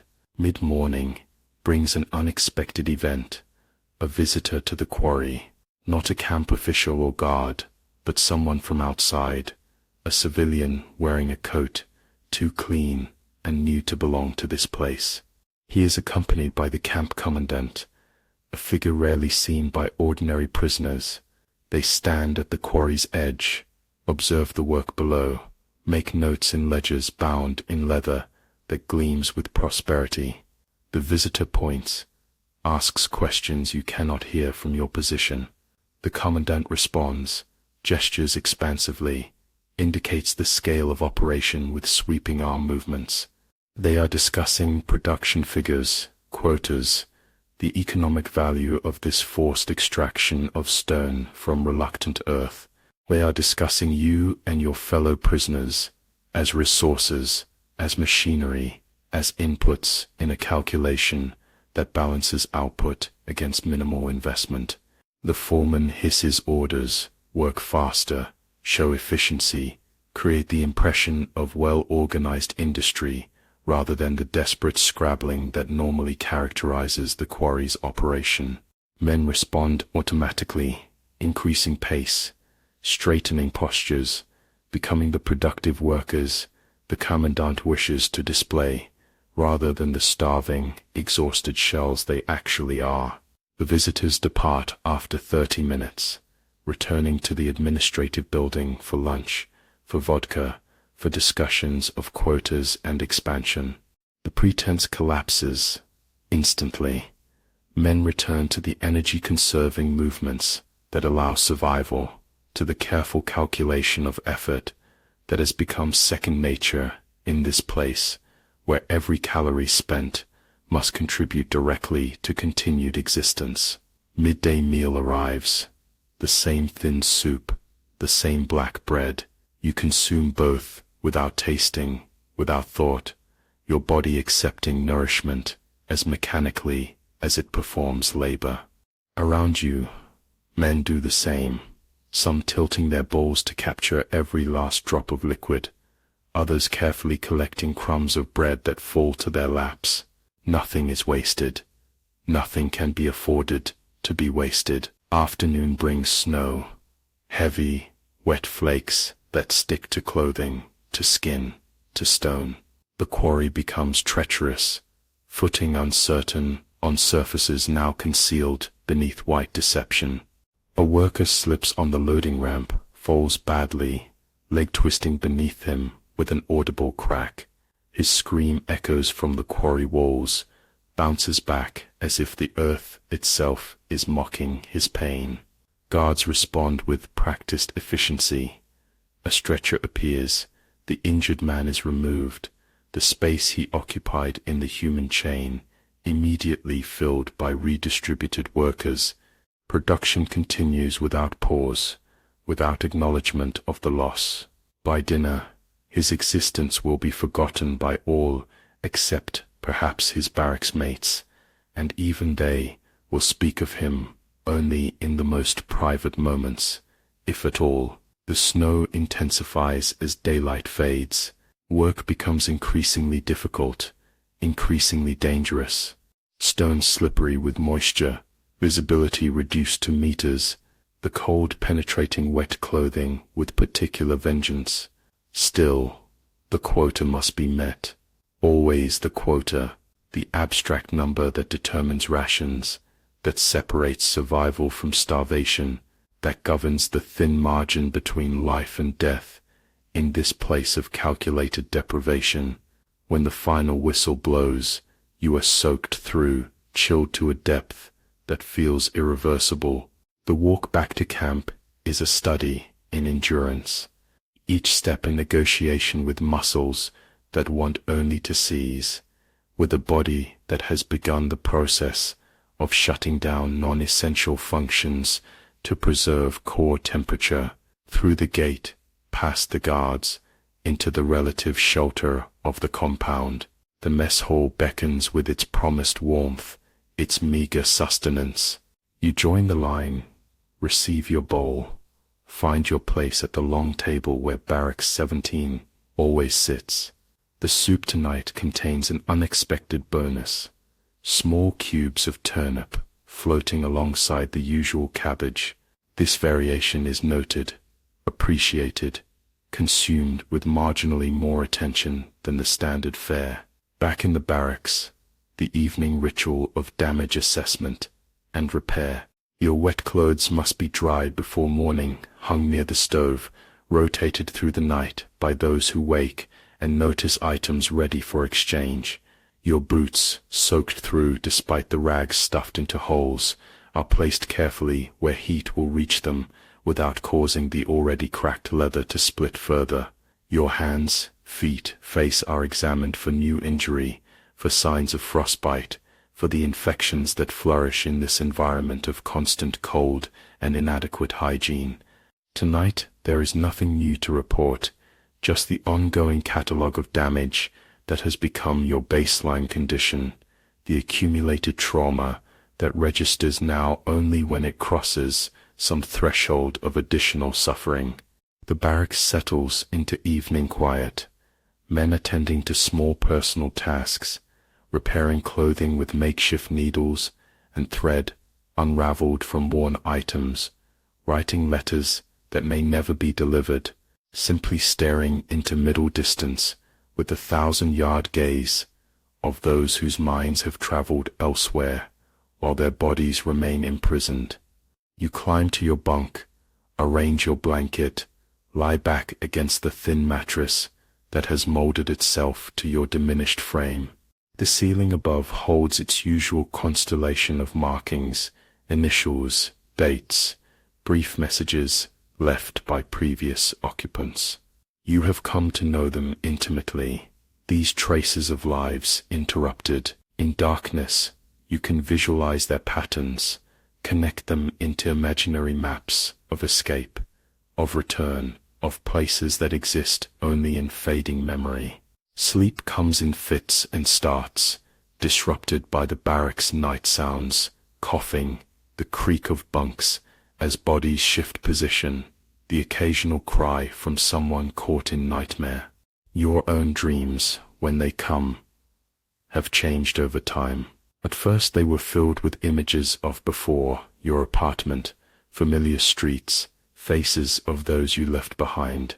Now they are largely formless, colored only by sensation, cold, hunger, the particular quality of exhaustion that has become your constant companion. Morning arrives with its bell, its demands, its refusal to acknowledge the inadequacy of your rest.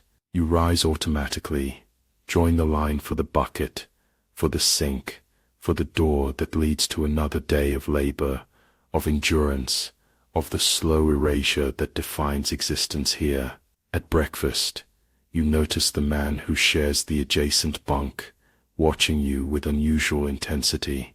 When your eyes meet, he looks away quickly, returns to his porridge with exaggerated focus.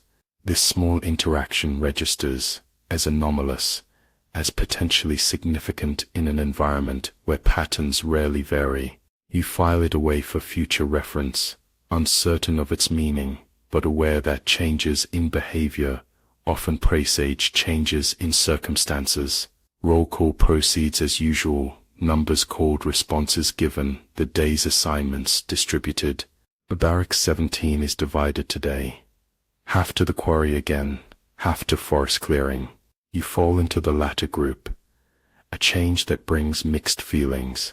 The forest offers marginally better protection from wind than the exposed quarry, but the labor is often more intense, the walking distance greater, the chance of accident higher among the falling trees and shifting loads.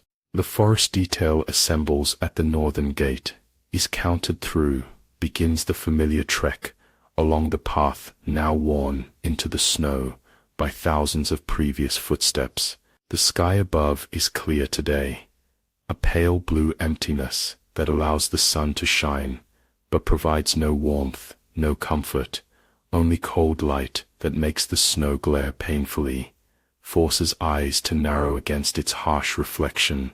The clearing site is farther than usual, almost 3 kilometers from camp, at the current edge of the expanding circle of harvested forest that surrounds the compound like a wound in the wilderness. By the time you arrive, sweat has formed beneath your layers, despite the cold, creating the paradoxical condition of being simultaneously overheated and freezing that so often leads to illness here. Work begins immediately. No rest after the long walk, no consideration for muscles already taxed by the journey. Today's assignment involves clearing smaller trees and undergrowth from an area marked for future cutting, preparing the way for the primary logging teams that will follow. You are issued a small axe, a curved blade for cutting brush, a coil of thin rope for binding branches into bundles for removal. The labor is as mindless as it is demanding. Chop, cut, clear, bind, drag, repeat until the area assigned is transformed from living forest to empty, ordered space. Your body moves through the sequence automatically, directed less by conscious thought than by the ingrained memory of muscles that have performed these actions countless times before. Mid-morning, you become aware of being watched, not by guards. Their observation is constant, expected, part of the background conditions of existence, but by someone else.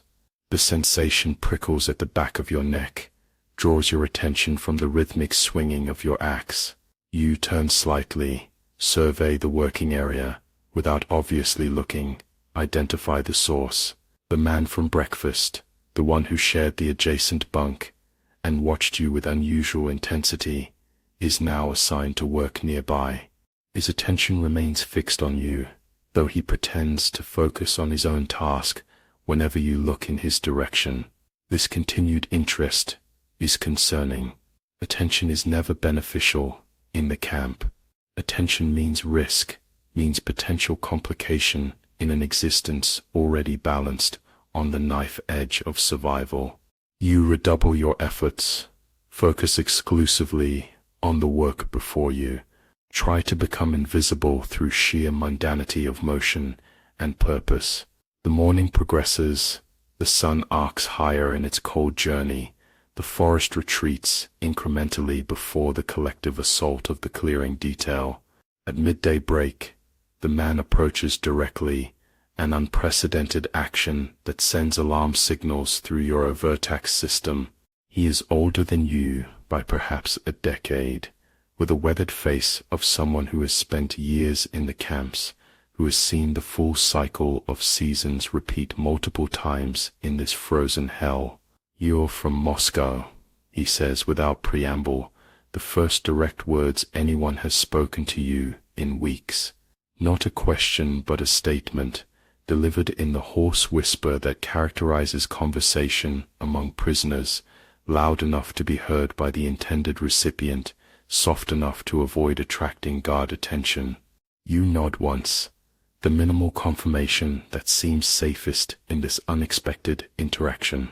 Literary Institute, 1937, he continues, eyes constantly moving, watching for approaching guards or informants who might report this conversation. Another nod, more hesitant this time. The details are correct. You were indeed a student at the Literary Institute in Moscow until your arrest in 1937. This man knows something about you, about your past, about the life that existed before the cattle car and the camp. This knowledge is both fascinating and terrifying. Your poem, the one about the blacksmith and the nightingale, it circulated. I memorized it before they took the copy away. He taps his temple with a gnarled finger. Still here, all of it. The revelation strikes like physical impact. Your poem, a work completed just weeks before your arrest, shared with only a few trusted friends, never published, a piece you had assumed was lost, destroyed, forgotten, like so much else from the before time. This stranger carries it in his memory, has preserved it through his own journey into darkness. Before you can respond, a guard shouts in the distance, "Break over, return to work." The man moves away quickly, returns to his assigned area, resumes his labors, as if the conversation never occurred. You do the same, mind racing beneath the automated movements of brush clearing, trying to process this unexpected connection to your former self. The afternoon passes in a blur of physical effort and mental disorientation. The revelation that your work survived, that words you created continue to exist in at least one human memory, creates a strange dislocation, as if you are simultaneously here in the forest, swinging an axe with bleeding hands, and also elsewhere, in Moscow, at a desk, pen moving across paper as images form and find their expression through carefully chosen language. By day's end, this dual awareness has settled into something more integrated, not the complete split of morning and afternoon, but a tentative reconnection with the person you were before. Not a return, nothing can restore what has been lost, but an acknowledgement that beneath the prisoner number, beneath the labor-worn body, beneath the calculated erasure of identity, something remains of the individual who once created rather than merely endured. The walk back to camp is made easier by this small shift in perception. Your body still aches, your hands still bleed, your damaged foot still drags slightly with each step, but these physical realities are now contextualized differently as conditions experienced by a specific person with a specific history rather than by an anonymous unit of production. At dinner, the man sits farther away than usual, makes no attempt at further communication. This is expected, understood. Direct interactions carry risk. The morning's conversation was already an exceptional event, not to be repeated without significant reason. Still, his presence serves as confirmation that the exchange occurred, that it wasn't merely a hallucination born of exhaustion and malnutrition. Night brings different dreams, fragmented memories of writing, of the particular pleasure of finding exactly the right word, of the physical sensation of pen on paper, and the intellectual satisfaction of shaping thought into form. These images are painful in their vividness, in their reminder of a self now largely inaccessible, yet also oddly comforting in their persistence, despite all efforts to obliterate them. Days pass. The routine reasserts itself. Wake, work, eat, sleep, repeat. The man makes no further approach, though his presence in the barracks, in the mess hall, occasionally in work details, serves as a constant reminder of the conversation, of the connection to your former life, of the words preserved in his memory when all physical evidence has been destroyed. A week later, or perhaps longer, time measurement remains imprecise. You fall ill. Nothing dramatic, nothing immediately life-threatening, simply the accumulated effect of months of exposure, inadequate nutrition, and constant physical strain. A fever that rises at night, breaks by morning, returns with the darkness. A cough that starts dry, develops into something deeper, produces mucus streaked with blood when you can no longer suppress it. You continue working despite the illness. To report to the infirmary means days without food allocation, while still being counted against barracks quota, means returning to an even more weakened state if you survive at all. Better to work through the fever, through the cough, through the increasing lightheadedness that makes simple tasks dangerously complex. The man notices, of course he notices. His attention to your condition has never wavered since that first morning when he watched you at breakfast. He says nothing directly, makes no obvious intervention, but somehow extra bread appears beside your bowl at dinner, a spare piece of cloth suitable for use.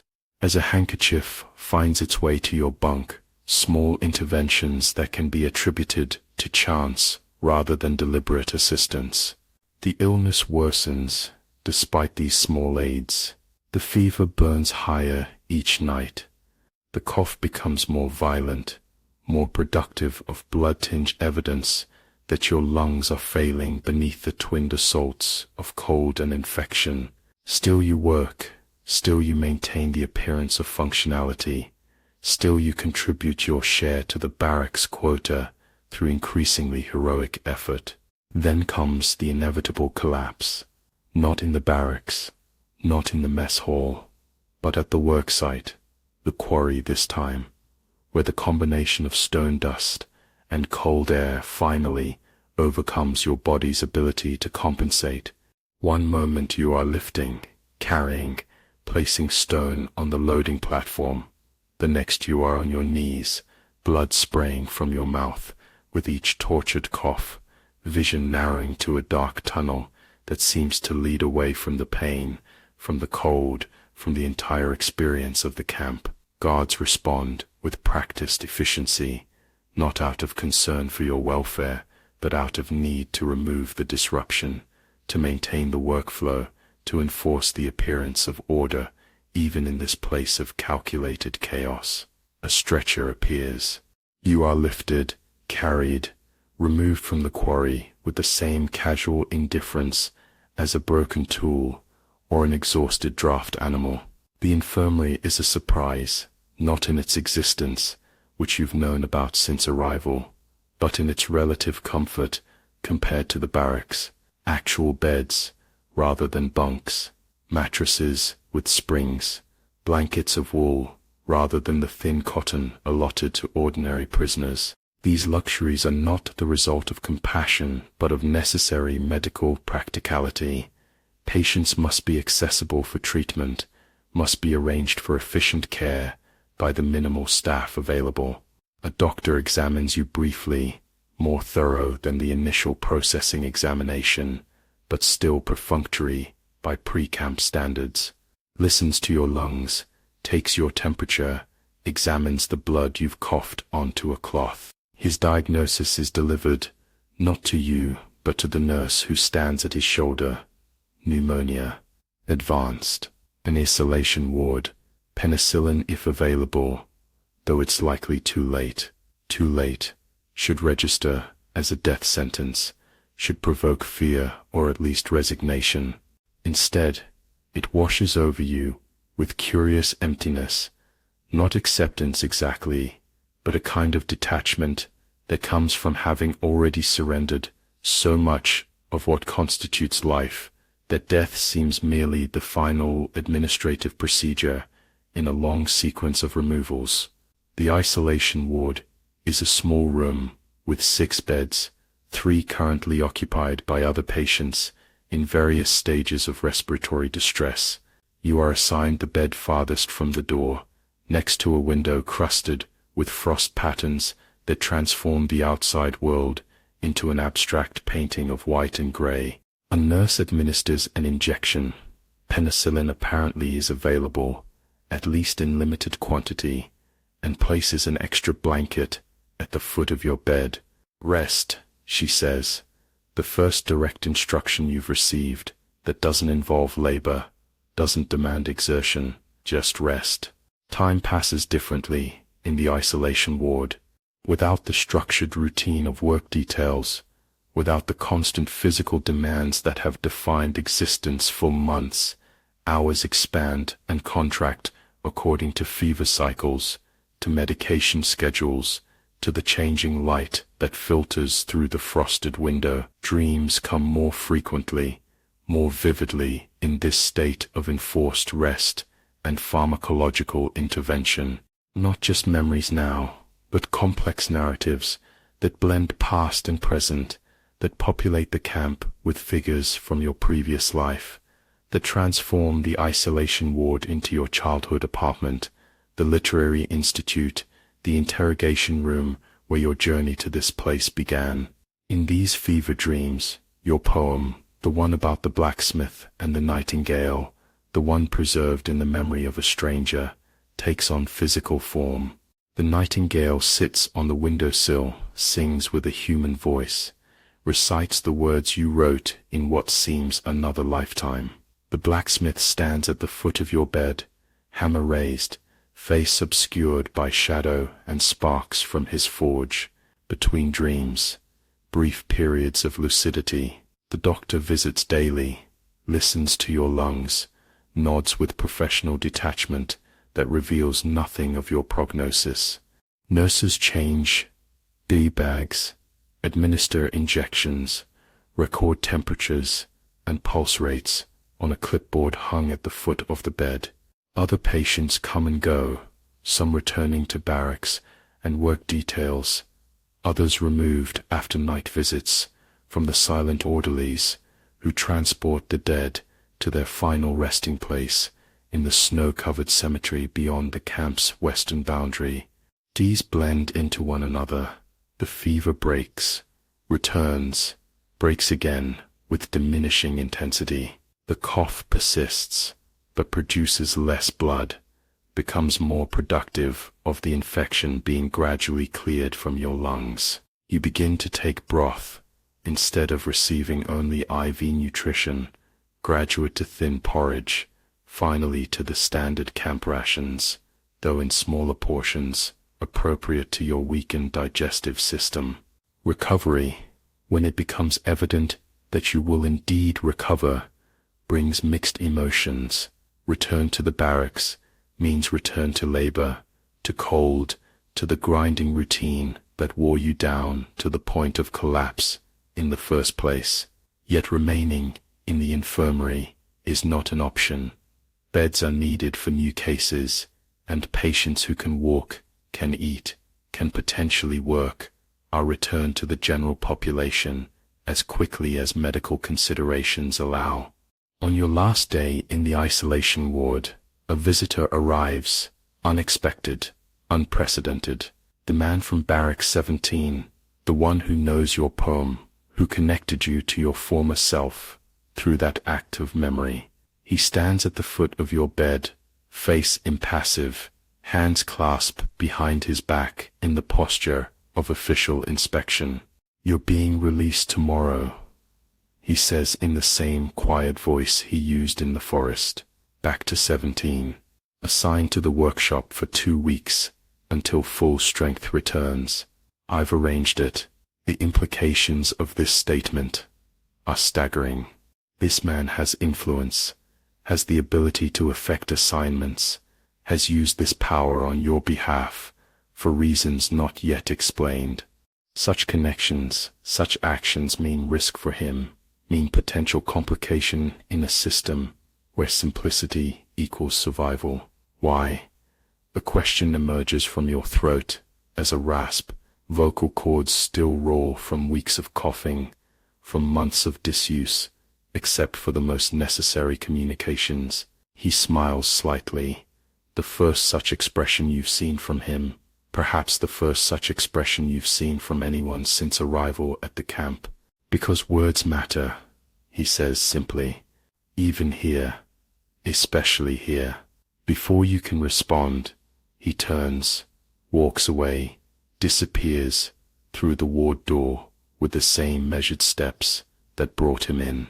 The entire interaction has lasted less than a minute, has been conducted with such understated efficiency that the nurse on duty hasn't even glanced in your direction. Night brings restful sleep for the first time in weeks.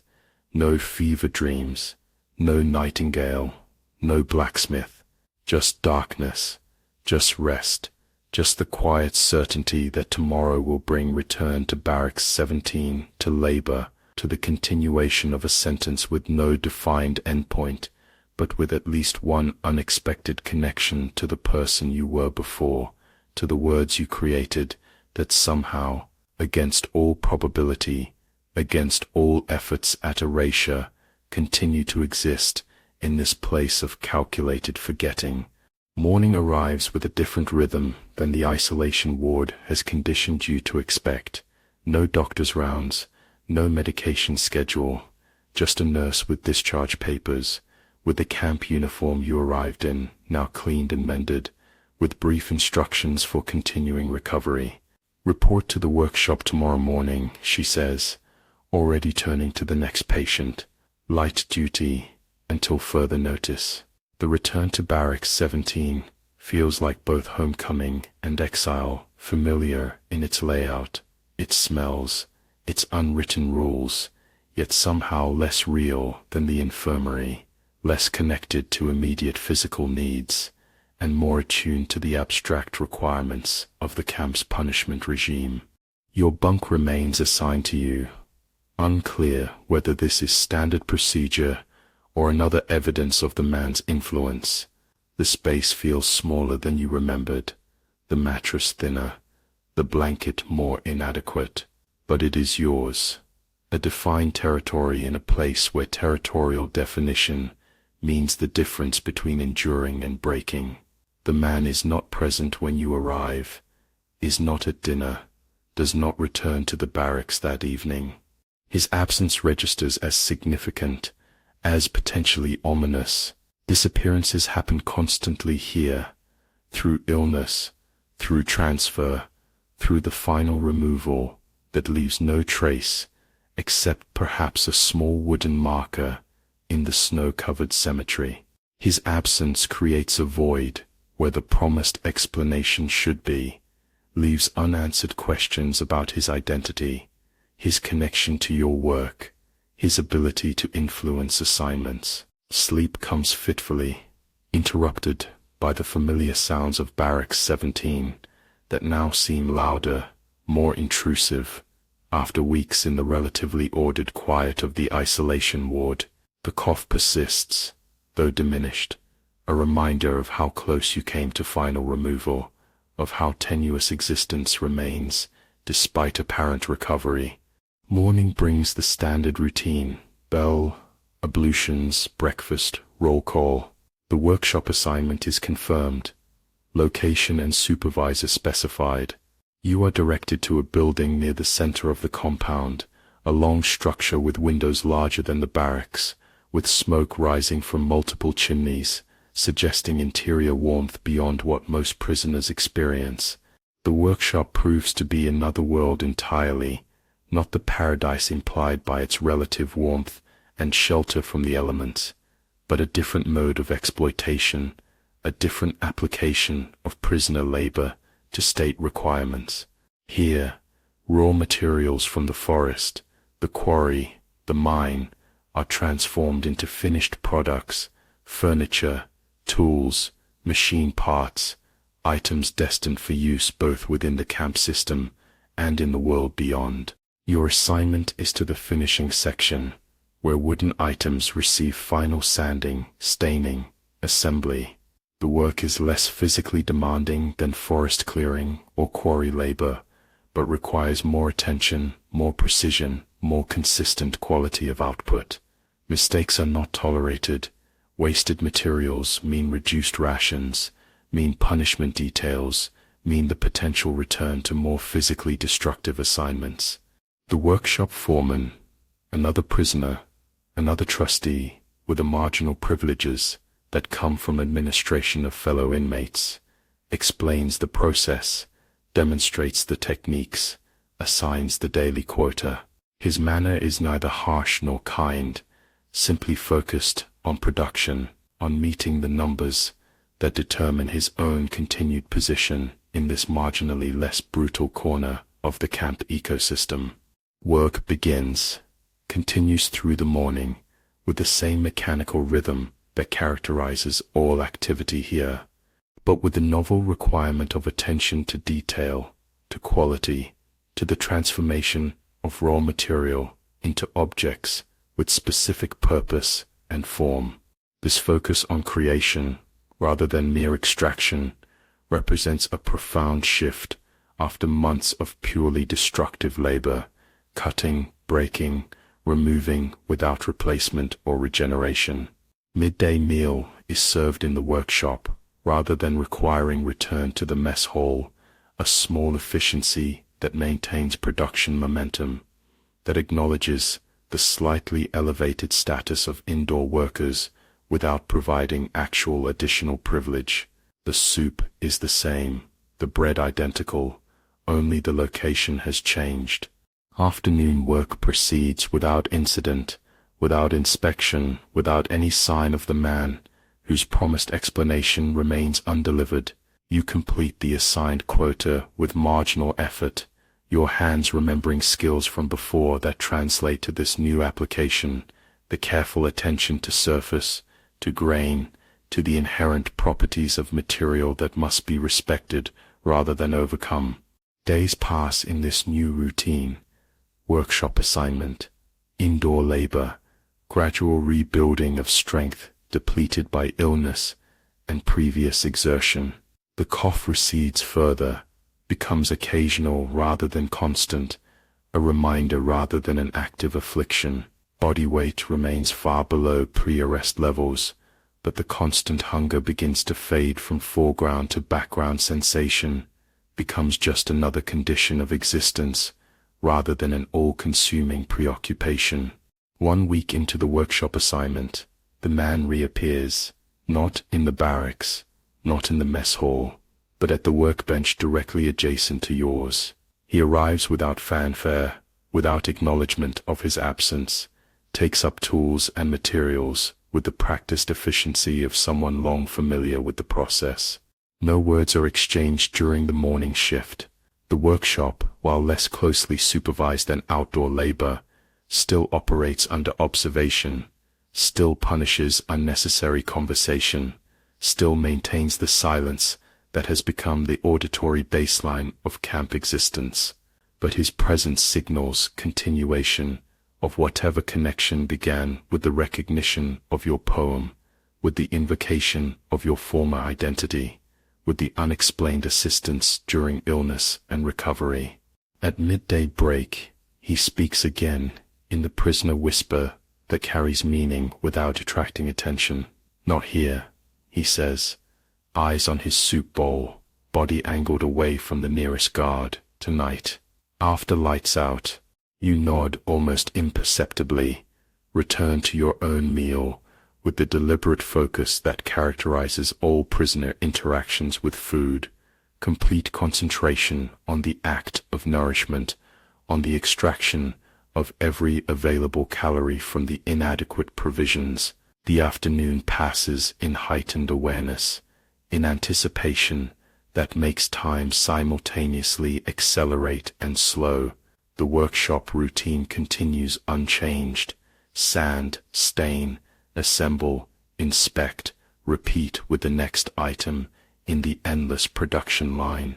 But beneath this external compliance, thoughts race, questions form and dissolve, potential explanations construct and deconstruct themselves without resolution. Evening brings return to the barracks, to the mess hall, to the nightly routine of minimal ablutions and preparation for the inadequate rest that passes for sleep in this place of constant deprivation.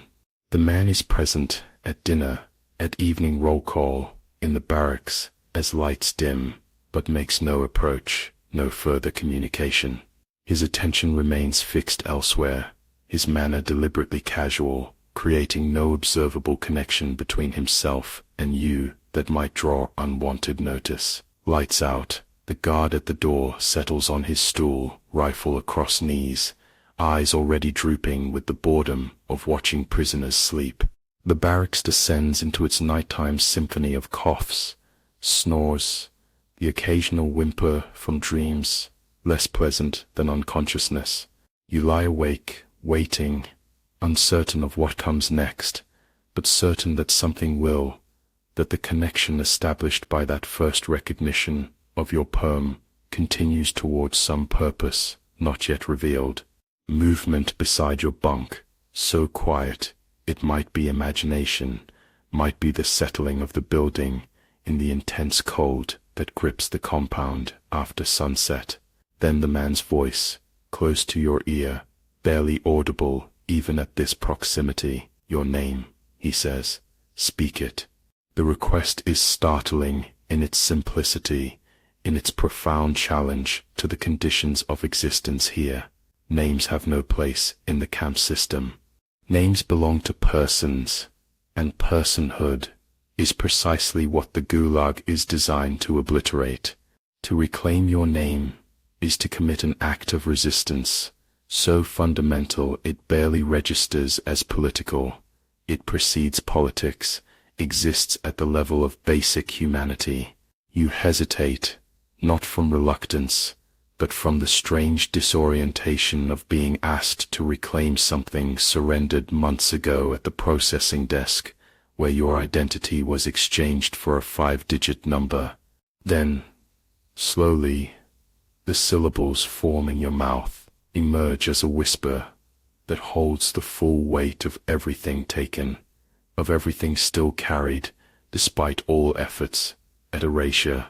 Alexander Vasilov. The name hangs in the darkness between you and the man, takes on substance beyond the mere sound of syllables, becomes a reclamation of selfhood, so profound that tears form unexpectedly, track down temples into hair, already graying despite your relative youth.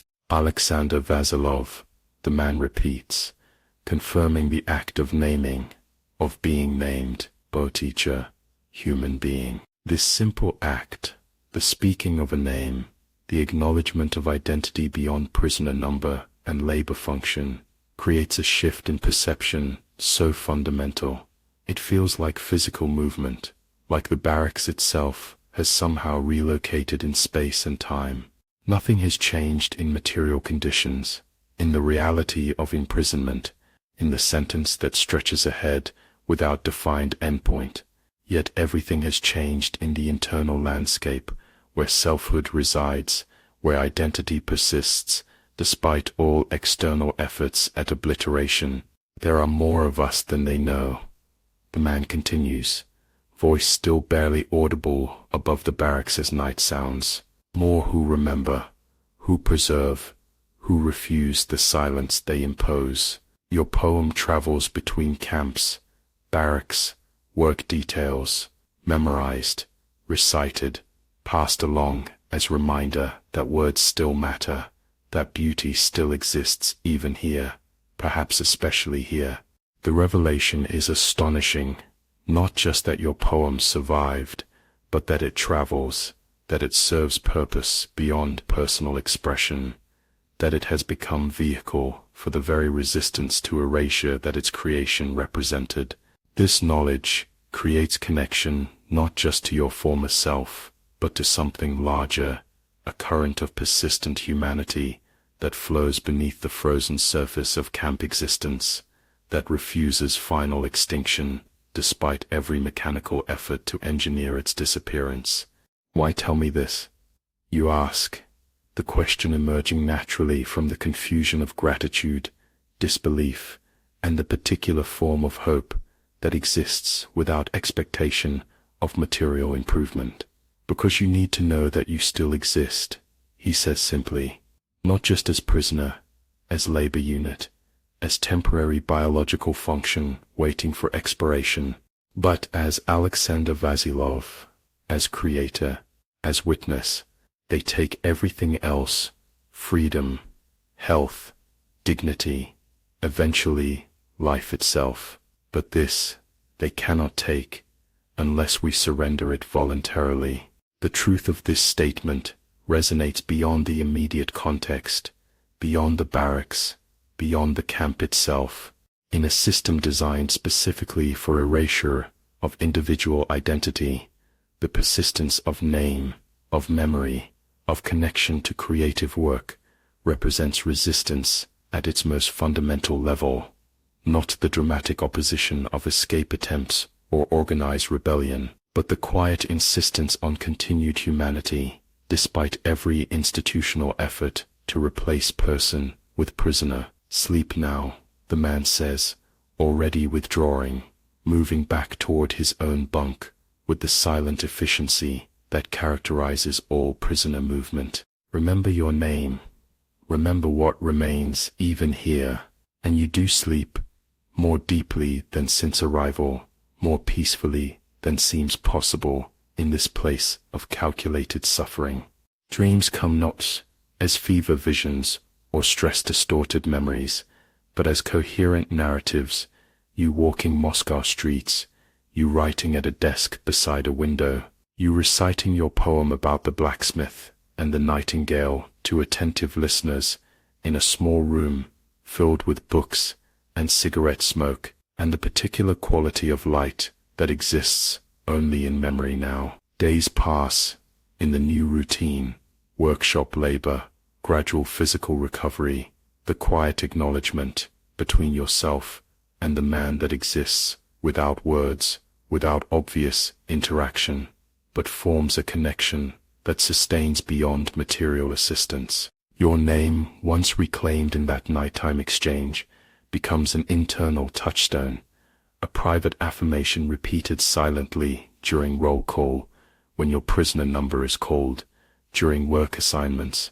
when only function matters, during the long hours of labor, when individual identity seems most distant and irrelevant. Alexander Vasilov, poet, teacher, human being, the words form a mantra against erasure, against the systematic process of reduction that transforms person to prisoner, to production unit, to eventual absence.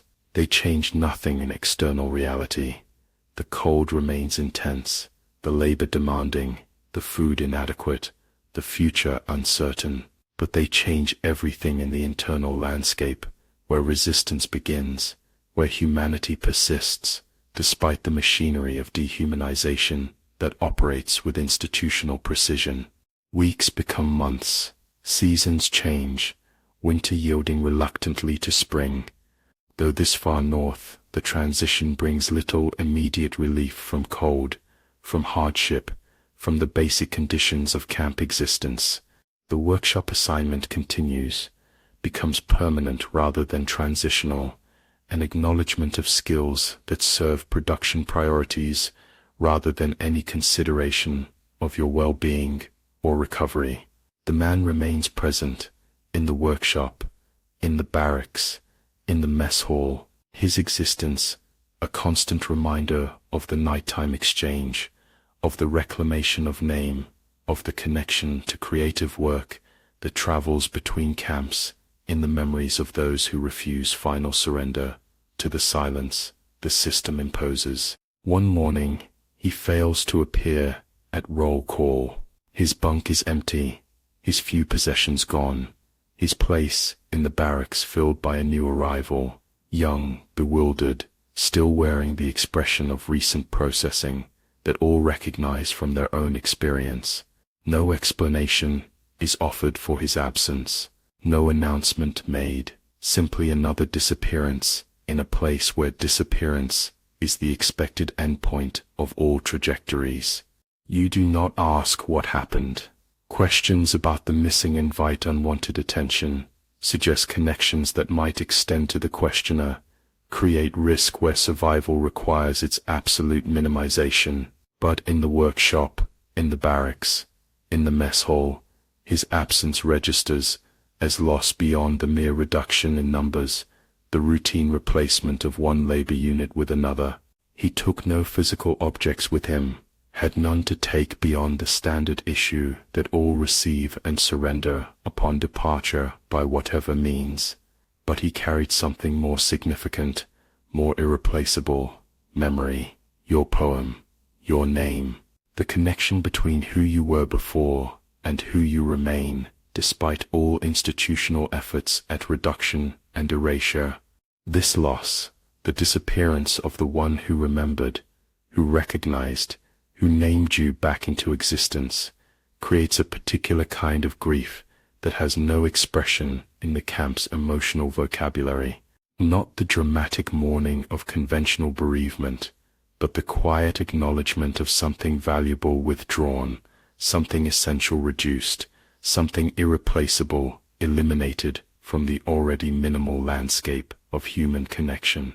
Yet even as his physical presence disappears, the effect of his intervention remains, the knowledge that your poem travels, that your name continues, that somewhere in the vast archipelago of camps stretching across the frozen expanse of Siberia and beyond, words you created before arrest, before the cattle car, before arrival at the gate that only opens one way, still exist in the memories of those who refuse the silence that follows erasure. And so you continue, in the workshop, in the barracks, in the endlessly repeating cycle of labor, minimal sustenance, inadequate rest that defines existence here. You continue not merely as prisoner, as number, as production unit, but as Alexander Vasilov, as the creator of words that travel beyond physical constraints, that persist despite every systematic effort to engineer their disappearance, along with the person who arranged them into meaning. This is not triumph, not in any conventional sense. The material conditions remain unchanged: cold, hunger, exhaustion, the constant awareness of mortality that haunts every interaction with this place of calculated suffering. But beneath these unchanging externals, something shifts in the internal landscape, where resistance begins, where identity persists, where humanity continues despite institutional designs for its erasure. They have taken everything else: freedom, health, connection, dignity, eventually will take life itself, when body finally surrenders to the accumulated assaults of deprivation and labor. But this they cannot take, unless surrendered voluntarily, the name that defines personhood, the creative work that extends beyond physical presence, the essential humanity that exists prior to and separate from all external definitions and constraints. And so, in the silence that follows your name's official erasure, In the space where only a number is acknowledged, you speak it silently each day. Alexander Vasilov, maintaining the connection between who you were and who you remain, despite all intermediate reductions. This small act of remembrance, of self-definition against systematic redefinition, becomes its own form of resistance, not the dramatic opposition that invites immediate consequence, but the quiet insistence on continued humanity that represents the most fundamental challenge to any system designed for its elimination. In this, you are not alone, not even here, in this most isolated outpost of the vast carceral archipelago that stretches across the frozen expanse of a country consuming its own children in service to ideological purity. Others maintain similar internal resistances, preserve similar connections to former selves, engage in similar refusals of the final erasure that the camp is designed to produce. The poem travels, the name persists, the human continues beneath the prisoner, beneath the number, beneath the production unit, and in this continuation, this persistence, this refusal of final extinction, something essential remains unconquered despite every mechanical effort to engineer its disappearance. This is the silence that follows your name, not the absence of sound, but the space where meaning continues, despite institutional efforts to eliminate it, where identity persists despite systematic attempts at its erasure, where humanity remains despite the machinery of dehumanization that operates with cold precision in service to ends beyond individual comprehension. Alexander Vasilov, poet, teacher, human being. In the Gulag's frozen darkness, these words form their own kind of light, not the dramatic illumination that transforms external conditions, but the small, persistent flame that maintains interior spaces where freedom exists prior to and separate from physical constraint, where creativity continues despite material limitation, where personhood persists despite every institutional design for its elimination.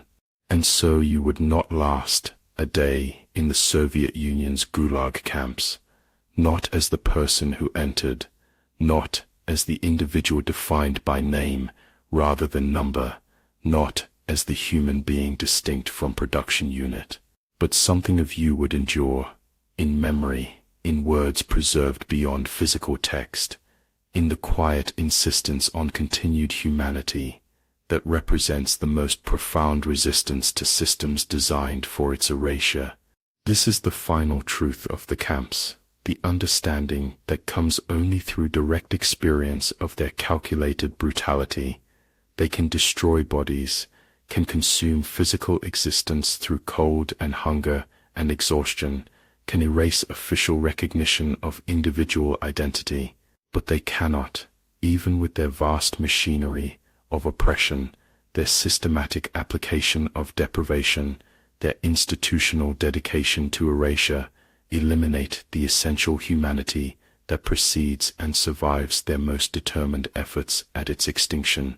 In this understanding, arrived at through suffering, maintained through endurance, expressed through the silent reclamation of name against institutional redefinition, lies the seed of all future resistance, all eventual reckonings with systems built on the deliberate elimination of personhood in service to abstract ideology. This seed, planted in the frozen ground of the Gulag, watered with the blood and tears of millions who disappeared into its vast machinery, will eventually grow into recognition that such systems contain within their very design the certainty of their ultimate failure, for humanity persists, the name remains.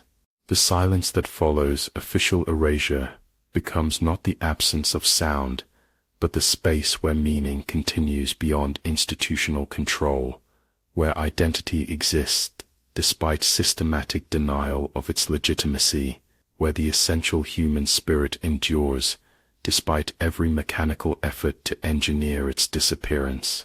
Alexander Vasilov, poet, teacher, human being.